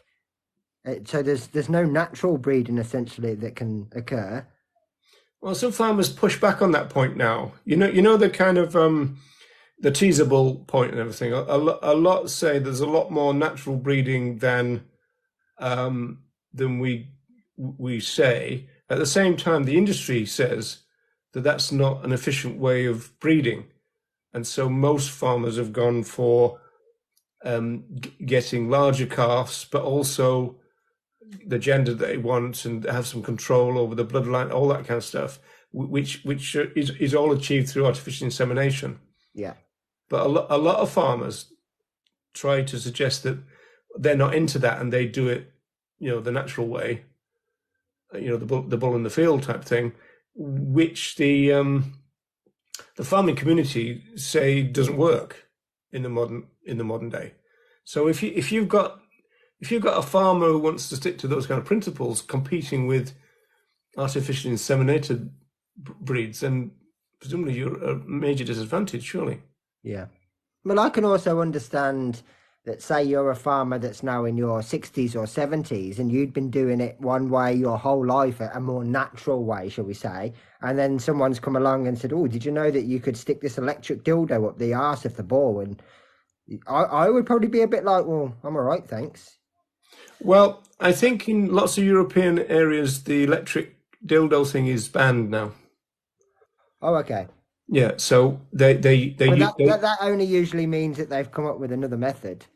So yeah, well, it was seen as cruel, so it was kind of ruled out. And so now they use things like hormones and scent, which they put on the back of the teaser bulls. See, Kerry says that bulls can breed with cows naturally. Well, not. I mean, there is a documentary from Ireland because there is a really large artificial insemination plant about 30 kilometers from where I'm speaking from. And they use what they call teaser bulls. And so they get one bull to mount another bull, and then they rush in with an artificial vagina and put it over the mounting bull's penis. And the reason they use the teaser bull is because the bulls are so heavy that they can't mount a cow because they would actually damage her. yeah, absolutely, Kerry. If you're interested, there's a conversation on my YouTube with a guy called Dan the Farmer. It's me, vegan design and vegan living. If you want to search for it, the entire conversation's on there. And Dan is a small holding beef farmer who says exactly the same as what Roger has just said. He literally says that it's far too dangerous, not just in terms of size, but it's far too dangerous with his piece of land for him to bring a bull from somewhere else. So that's why he uses AI. So there's lots of impractical reasons why it's used in regards to just size and amount of animals involved, because he only had a very small number of cows. Well, Kerry's saying that she's seen it happen, the natural way. But I mean, what the argument is there, Kerry, is if somebody chooses to do it that way. No, we're not saying everyone uses AI. I mean, there's a really good way we could look at this. I've seen dogs from when my dog walking on hump one another, right? I've seen this numerous times. Dogs mount one another and hump them. But I also know that breeding dogs using AI, buying sperm from America and all sorts of this stuff is rife. I'm not saying that all breeding is done by AI, but we can't forget that it happens because it happens. Yeah, but isn't it true that the industry says that most of it is AI now in terms absolutely. Yeah, I mean, we've got to take into consideration that if you're, say, quote unquote, factory farming and you're dealing with, I don't know, 500 head plus, yeah, you're definitely using AI. Just in terms of efficiency. And some of these places have got far more than that. Look at the one at Texas that burnt down. How many cows were there? Was it 12,000? Think they were using the bull? Or do you think they were using AI? So yeah, in terms of basic maths, AI is definitely the most common method. Yeah, 18,000 exactly. So you think the bull was being used? No, we're talking about AI. Absolutely. AI is not artificial intelligence, by the way. Is that why the laugh? I can only think so. Okay. Okay, we're not allowed to use acronyms then. So artificial insemination, and I mean, like, just on a commercial level, those ones who choose to do it the natural way are putting themselves at a major disadvantage, surely. Well, yeah, because there's a risk factor. Obviously, it takes far more time. But they don't get the product. They're not just a risk to the female cow, but also to the farmer, obviously. Yeah, but they're not getting the product that the supermarkets, etc., expect, and all the rest of it. And so if they're trotting down to the cattle market, to use that phrase, with their product, to use that phrase as well, compared with somebody, and the neighbouring farmer did it with AI, they're at a commercial disadvantage, surely. Yeah. Yeah, but Kerry, you also know that sheep are factory farmed. So what you do isn't, is potentially the exception in this case. It's not the rule, because the majority actually is the opposite.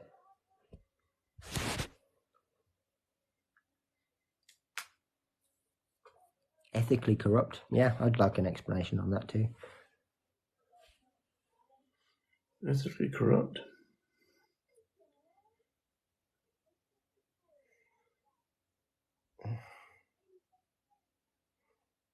Careers on a wind up tonight.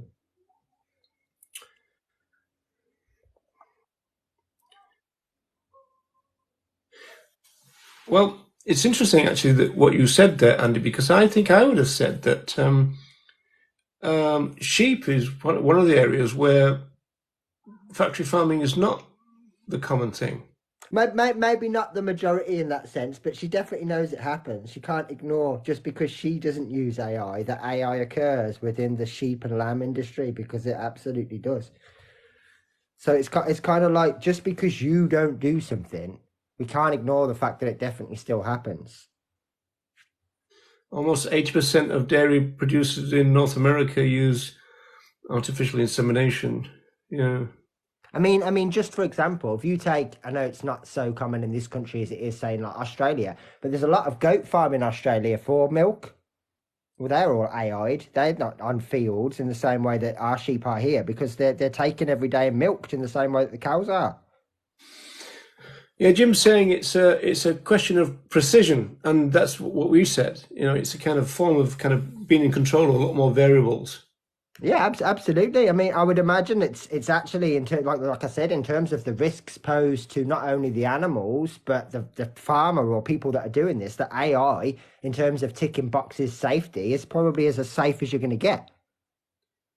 Yeah, in fact, I think if you look at the early days of AI, you didn't get necessarily the kind of performance benefits that you do now, but it was the safety part of it, I think, was and the fact that you're in control, and also this problem of natural kind of breeding means it's a bit hit and miss compared with AI, which Yes, is of course, yeah, because obviously you've got to wait for the cow to be in heat, so to speak. But then there's got to be a successful connection between the bull. Whereas if all you've got to do is wait for the cow to be in heat and you're in control of everything else, then yeah, the success rate is going to be more or less, well, not necessarily 100, but far higher.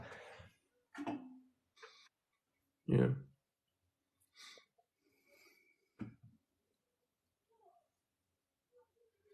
They're eat when they're AI'd. Yeah. Well, we kind of get how the process works. I mean, it's the same fertility wise as any other mammal. Yeah, what we're saying is if you approach them with a semen rod, that's more efficient and there's more precision about it, to use Jim's terms, than if you would then think, wait for them to come in heat and then introduce a bull. That's the argument. I mean, it's about efficiency of exploitation here. Yeah. No, I don't think anyone is saying there's something wrong with AI in terms of, is it an efficient way of carrying out the required thing? No, but the wrongness is we shouldn't be using animals in any Yeah, way, shape, or it's form. an element of animal use. That's the Yeah, wrong. this is it. So, like, we were discussing, actually, I mean, if anything, in terms of safety and all the other stuff, then I mean, I can't see what the advantage would be for natural over AI in that sense. But I mean, Kerry's saying, what's the difference? Well, for us, it's not. All of it is a rights violation. Yeah. So I mean, this conversation is because we were taking into account what the farming community said. Having a dog is animal use. That's right. Hmm. Yeah. And so this is where we get into what some vegans regard as kind of difficult territory, because then you start thinking about guide dogs or seeing eye dogs, as they're called in some places, and also therapy animals. Yeah. And then I suppose you've got the other ones, because people will argue that those kind of dogs are not a necessity. Whereas, say, for example, dogs that work for the military or the police are. So there's territory within territory. Yeah, But it's interesting. what I think when it, especially when it comes, because I've never really liked the what do we do about like the blind situation with the guide dogs. But have you seen those little robots that go down the road that like deliver people's food and stuff? You've probably seen them on like on here on like a live stream or on a video. And it's kind of like a cube robot with wheels, and they got like a little aerial thing, and they basically deliver food or whatever. I can't see why those couldn't be used as some sort of guide dog instead. I had this conversation with somebody, and I can't remember where it was now. So if it was with one of you, forgive me. But it was almost like assuming that a lot of people with seeing issues might actually like the dog situation because they might not necessarily want to interact with a human. And to some extent, there's more kind of trust, I think. In other words, they would trust the dog. I Yeah, mean, obviously, if that was just a, you know, just to say yeah. hypothetically, that was a working solution going forward, like using those robots, there'd obviously be no companionship. No, but also the dog doesn't rob you either, and that kind of, those kind of problems that you get in terms of, the caring business, Yeah, which is interesting in the fact that it is a business in the first place. But yeah, I mean, there's been cases where people go to, nurses go to care for, disabled people or the elderly, infirm, and they've kind of robbed them and stuff. of course, yeah, yeah. Yeah. So obviously a dog wouldn't do that, apart from bonios. It might steal your heart, but that's about it. Indeed. Yes. Okay. So what is it? It's coming up to 10 o'clock. Yes, yes. Wow. Do you want to touch on your thing, or do you want to save it, or? Might as well save it because I think we ought to talk about this potential thing, because if we're going to do it tomorrow, we ought to get it all set up earlier Okay. than later. I mean, 2 hours is Yeah, absolutely. Yeah, I mean, after this, if you want to give it a test through and make sure that it definitely is enough of an enhancement, say, to make it work. I did that, but only on my phone. Okay. Yeah. Well, I mean, when I tested the audio before I processed it again, it sounded much better. Like I said, it was never terrible to begin with, but it still sounded like a good improvement. Well, if you send me the link on Messenger, what I'm going to do is I'm going to split the screen and have them both playing. Ah, that's a good idea. Yeah, I know. Roger's like, I know. That's why I thought of it. All my good ideas are good ideas. The problem is all my bad ideas are terrible ideas. Yeah, I'll send that over now. Yeah, I've done the Wendy one as well. I'll upload that in a bit. Oh, Yeah, because there was a lot of up and down in terms of level, wasn't there? On yeah, that? sadly, she's got a bad habit of knocking the microphone with her finger, I think. So there's a do do every so often that I can't remove, but the background noise and all the that's gone. Well, maybe she thought she was rapping. I think it's her hand anyway. I think that's what it is. I think every time she's touching it, because she's reading from an iPad or something, isn't she? Yes, that's right. Yeah. And I think every time she moves it ever so slightly, her hand touches the microphone stand, and that's what you can hear. But it's still much better than it was. You see, Kathleen Janaway kind of gives a bit of a whack to the mic, doesn't she? Yes.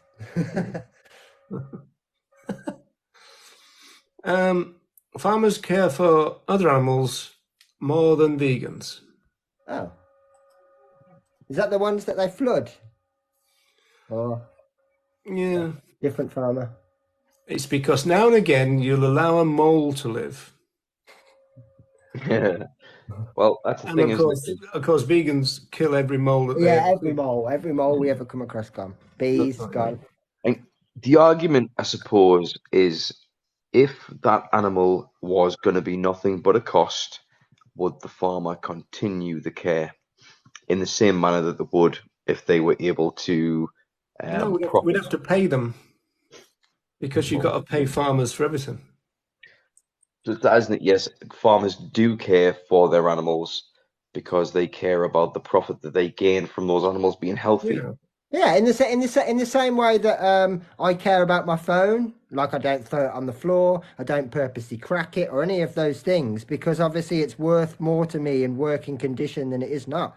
but there's no love there. There's Yeah, I nothing mean, that's else. perfect language. I mean, a farmer's job in terms of raising other animals is to keep them in working condition until they kill them. Yeah. Yeah, Obviously, keep them. my phone isn't as productive if the screen's all smashed or I can't hear it properly or any of those things. So it's not in the Okay, best interest for me to get the best use out of my phone if it's broken. So I try and look after it the best I can. it's It doesn't essentially mean just that keep. I care about my phone more than anyone else. There's no care there in regards to love or respect, is it? It's just an object that I want to take the most use out of. So it best suits me. Looks like Kerry has worn down poor Colleen. I'm done, she said.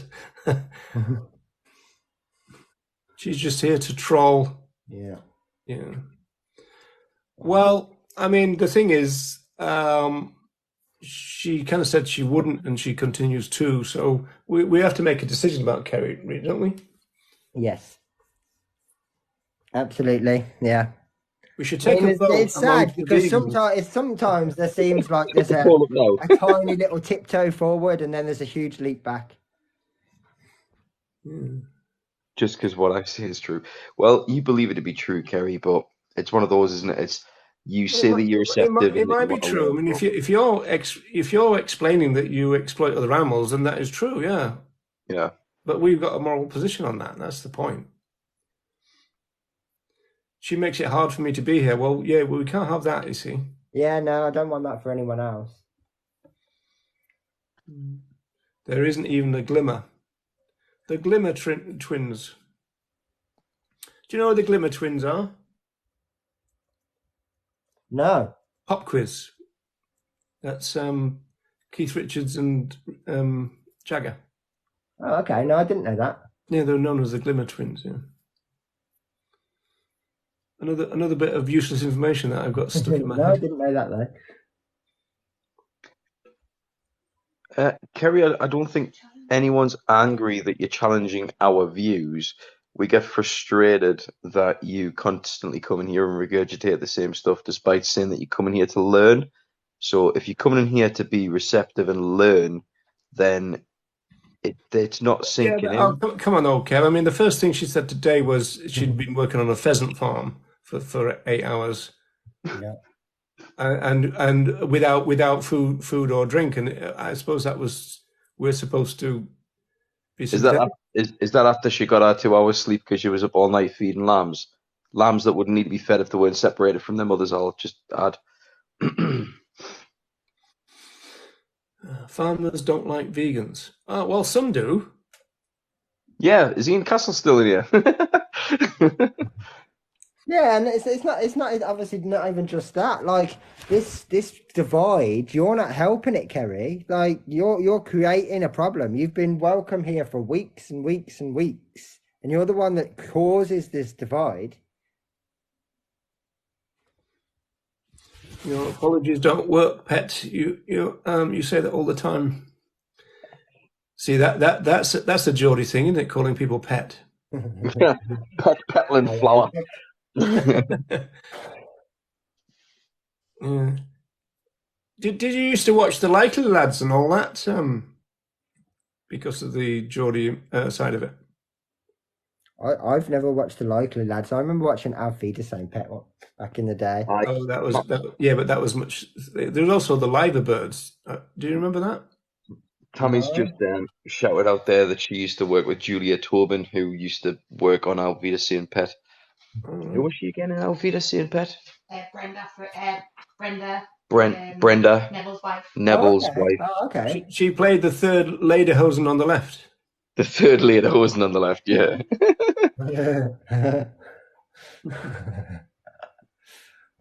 Funny. By the way, Kerry, in the northeast, pet is a term of endearment, I think you'll find, Yeah. as well as petal and flower. Yeah, flower. Yeah, that's one, isn't it? Yeah. Yeah. I would also say And fairly one that always took me a little misogynistic. while to say. Do you say like burn as well Burn? for like kid? Bane. But yeah, but it also sounds like burn. Well, Not only a if you very say it wrong. affectionate way. You say it wrong. Yeah, it's burn, isn't it? It's burn. Although when James wouldn't go to sleep tonight, I can tell you I didn't want. I wanted to burn the little kid. quickly in. Yeah, No, burn. that's your fault for not thinking fast enough that it was a soy milk delivery. Yeah, exactly that. Yeah, Yeah, yeah, you'll have to bear that one in mind for the future. yeah. Or as James calls it, pink milk, because we generally get the oat milk from Tesco. Although we've been getting it from Aldi lately because it's just as good and it's about 50 pence a bloody carton cheaper. Oh, don't lie to us, Kev. You're a vegan, so you're Only drinking getting almond almond milk milk. We know you are. Almond, exclusively. yeah, Almond milk I, and avocados, that's your yeah. staple. Drinking almond milk whilst smashing avocados and crunching on cashew nuts. That's what I'm doing. Hey, I saw that in the supermarket. I've never seen it before. It says smashed avocado. Why Oh would yeah, you? that's the name of Weatherspoons' vegan breakfast: smashed avocado on toast. I thought So that was just the name of the vegan that props up the bar at 8 a.m. in the morning over at Weatherspoons your way, mate. Smashed Yeah, avocado. that's what I had for breakfast a couple of weeks ago. We went there, smashed avocado on toast because it was pretty much the only thing that I could have, and it was absolutely vile. I'm not going to lie. It I was don't it's it like a was like a it's like bitter it makes it taste. into a spread, right? Yeah, So yeah, but it was like the bread had gone really soggy and horrible, and like there was just this like bitter. I didn't enjoy it. I ate about a third of it. Didn't enjoy it at all. I don't understand why anybody would want anybody to peel and smash an avocado and mm. then purchase. Have you seen how quickly avocado oxidizes? You can almost see it happening before you even get a knife and fork in Yeah, your and hand. it wasn't tasty. It wasn't appealing like at all. No, I didn't enjoy it. I The said it Is was it question like, for you there, Kev. Can pet be used sarcastically? Asks Colleen, or um, condescendingly? yeah, but then again, in the Northeast, absolutely anything can be used sarcastically. But My friend. but I yeah, pet can. It's one of those, isn't it? It's sometimes it's used as a term of endearment, and sometimes it's used instead of saying "fuck off." But I mean, petal is often used by men in Yeah, regards well, to women. like Then is that seen like as sexist? Then is it? like flour, and you've got in Sunderland a lot of it's hinny, which I think comes from honey, but it's like with the twang hinny. It's a lot of older people use that. A lot of it is misogynistic because petal and flour, you never say that to a bloke, you get punched in the face. It's always mate to a bloke. Well, you do in Yorkshire. You would say flower for a guy. Aye. Yeah. Yeah, there was a famous kind of black comedian, Yorkshire guy called Charlie Williams, and he would use flower in a gender neutral way. Yeah. Mm. I used to work with a guy back when used to work in retail, and I had this woman who just blew up at him because he called her petal and flower about 15 times in shit you not a 5 minute conversation, and she was just like, "Will you stop with Is, your is it misogyny?" is it equivalent to love? Now, another thing, Probably, Andy, yeah. Andy, given the fact that the comments we've had 5 minutes ago, Kerry has just said livestock is products. Can we just? I already saw. Bye. Yeah, I think we ought to just have a bit of a moratorium, at least a break from Kerry. Yeah, looks like someone's already clicked the button, to be fair. Yeah, Um, I saw the livestock and just thought, no. Yeah, yeah, livestock, yeah, and so all these industry terms and but, all that, and but it's not as though we haven't given a chance after chance after Yeah, that's what chance. I'm saying. We've been here more than long enough. I mean weeks, isn't it? Weeks, yeah. Yeah. yeah. Well, vegan bingo last week, Georgie kind of aired her frustrations as well. I mean, vegan bingo towards the end of the night, as you can imagine, people's inhibitions are lowered slightly. So Georgie, quite rightly so as well, if I'm honest with you, let fly. Yeah, well, I think the thing about bingo is as well. It's not just the fact that obviously it's our one night off in regards to we have a bit more fun and everything else, but it's the one night that we can hit back a little Well, bit too because we you, essentially get abused 6 days of the week or yeah. whatever. And So it works both ways. do you know what was good about last night, Andy? There was absolutely no drama. There was No, no, absolutely it was a really good chat actually. I yeah. really enjoyed And, yesterday, even and though we didn't play bingo at all. No, I really enjoyed yeah. yesterday. So it was good. Do you know what the difference was yesterday to what we've had for weeks and weeks and weeks? Kerry left very early on, Yeah, she did actually because she went to do something. and Oh, that's the well, only that's a story in itself, then, isn't it? That's an yeah. indication, isn't it? And Yeah. that's the only thing I can think of that was different is that we had Ian Well, Castle was it in. may We well had have a been. Were you fantastic drinking last conversation with night? him. Well, sorry? what we don't want is vegans like Colleen being put off from. No, it's absolutely not. Yeah, Yeah.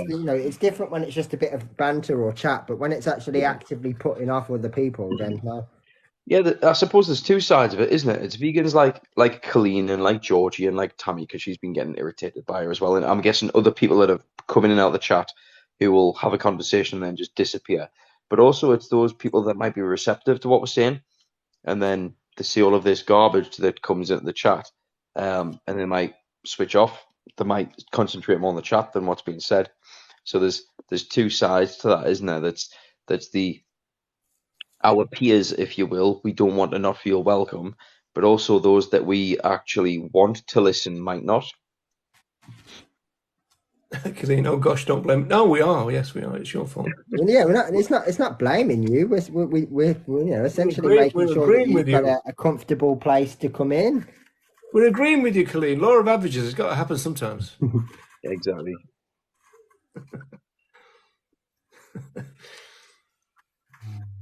Well, Right, I tried playing and have you back got Susan's anything? bingo yesterday. Yeah. So what do we want to do about this thing tomorrow? Well, we'll have a chat about that when we get off the air, I suppose. Okay. All right.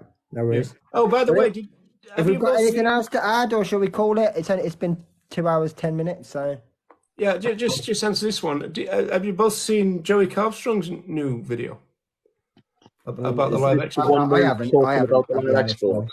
I didn't think you'd seen it because I was sure you'd have mentioned it if you had. What is this? So this is what very recent. What, like today? I think so. I saw it on Instagram. So it's Is No, this the no, one where I haven't. The last most recent one I saw was the one that we were talking about last week or whatever, where it's outside Pilgrims and he talks no, about. I think it's after. But the point is, again, if he's got a team of people, you don't know when it was filmed. This, but I think I think it's an Australian or New Zealand. I think it might be New Zealand guy appearing on the news criticizing vegans for being hypocrites, and they're trying to bring back the live export trade. Well, Which the is- live which has only export just trade been is banned. still live in Australia, isn't it? But they're saying that they're going to give them 4 years and then it's going to be gone. Yeah, For they're sheep. giving them 2 years to transition. Yeah. The one thing, because I didn't watch it all the way through, the one thing that stuck in my mind, or the one thing that stuck in my mind the most, was when Joey was talking about the animals getting shipped off to God knows where to be killed without any welfare standards. That's it. Yeah. And I was thinking, well, obviously the mistreatment on the board and the abhorrent conditions they're in, we could talk about as kind of obviously it is violating rights, but it is still welfare at the end of the day. But the fact that he's almost said we'd be better off keeping them in the country to die than send them away to die. It's like, well, actually, that very much is a welfare argument, isn't it? Well, that was the argument of groups like compassionate farming, and so it became into that slogan, on the hook, not on the hoof. So Yeah. in other words, kill them here where our slaughterhouses are wonderful, and then send them frozen, right?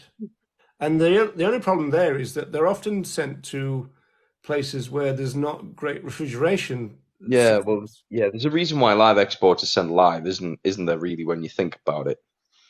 Well, a There's lot of some, it, actually is price. Yeah. You're probably not wrong because it'll be Yeah, cheaper to because send. obviously there's a massive difference in price. I mean, you can take, for example, go into Tesco and go and have a look at the Beyond Burger in the fridge versus the freezer. The one in the fridge is £4.40. The one in the freezer is £4 because all it's defrosted for you. There's a Yeah. charge for that service. So I yeah, suppose- absolutely. are you suppose serious? that- I'm deadly serious. Wow. The frozen Beyond Burger, I suppose, is going to be less perishable, so there's going to be less waste Yeah. as well because it will last longer in the freezer. But when you come to say the cost and stuff, it will be cheaper to send an empty boat full of live animals than it would be to power a much heavier boat to then propel that full of frozen dead animals. Yeah, absolutely. Not to mention the costs of processing all of those animals. I suppose that would be one of the arguments that compassionate farming wants, isn't it? They'd want to keep the kill industry in Australia so that they could then profit well, from that. there's always racist elements to this, in the sense that it's kind of those damn foreigners can't kill them properly, not like what we do. So there's always that issue, and so that can be a problem. The other issue, and I know this from somebody who got involved with the live export campaign in Australia, and the countries that were receiving the Australian sheep were saying that they would switch to, I think, Peru, Mexico, which is a longer journey, right? And so live exports is one of those issues where there's a genuine animal welfare component to it, right? So it would undoubtedly be better, in inverted commas, to kill them and send them frozen, because then you don't have all the transportation to the actual dock, which in a place like Australia is a long journey in the back of these lorries and all that. Then being offloaded from that, and then being forced into these live export ships, and then all the mortality and all that kind of stuff. So there is that kind of weird situation where live export does actually raise an interesting kind of animal welfare component to the argument. Of course, it's not the fundamental wrong, as I'm sure one of you is about to say, but it's true. And yeah, Colleen, I was looking for that George Martin thing, because there was this discussion about outreach and direct action, I think. I watched it last night. It's a good discussion, actually. I'll Yeah, send that's I'll what send you a Colleen link was if you saying, want.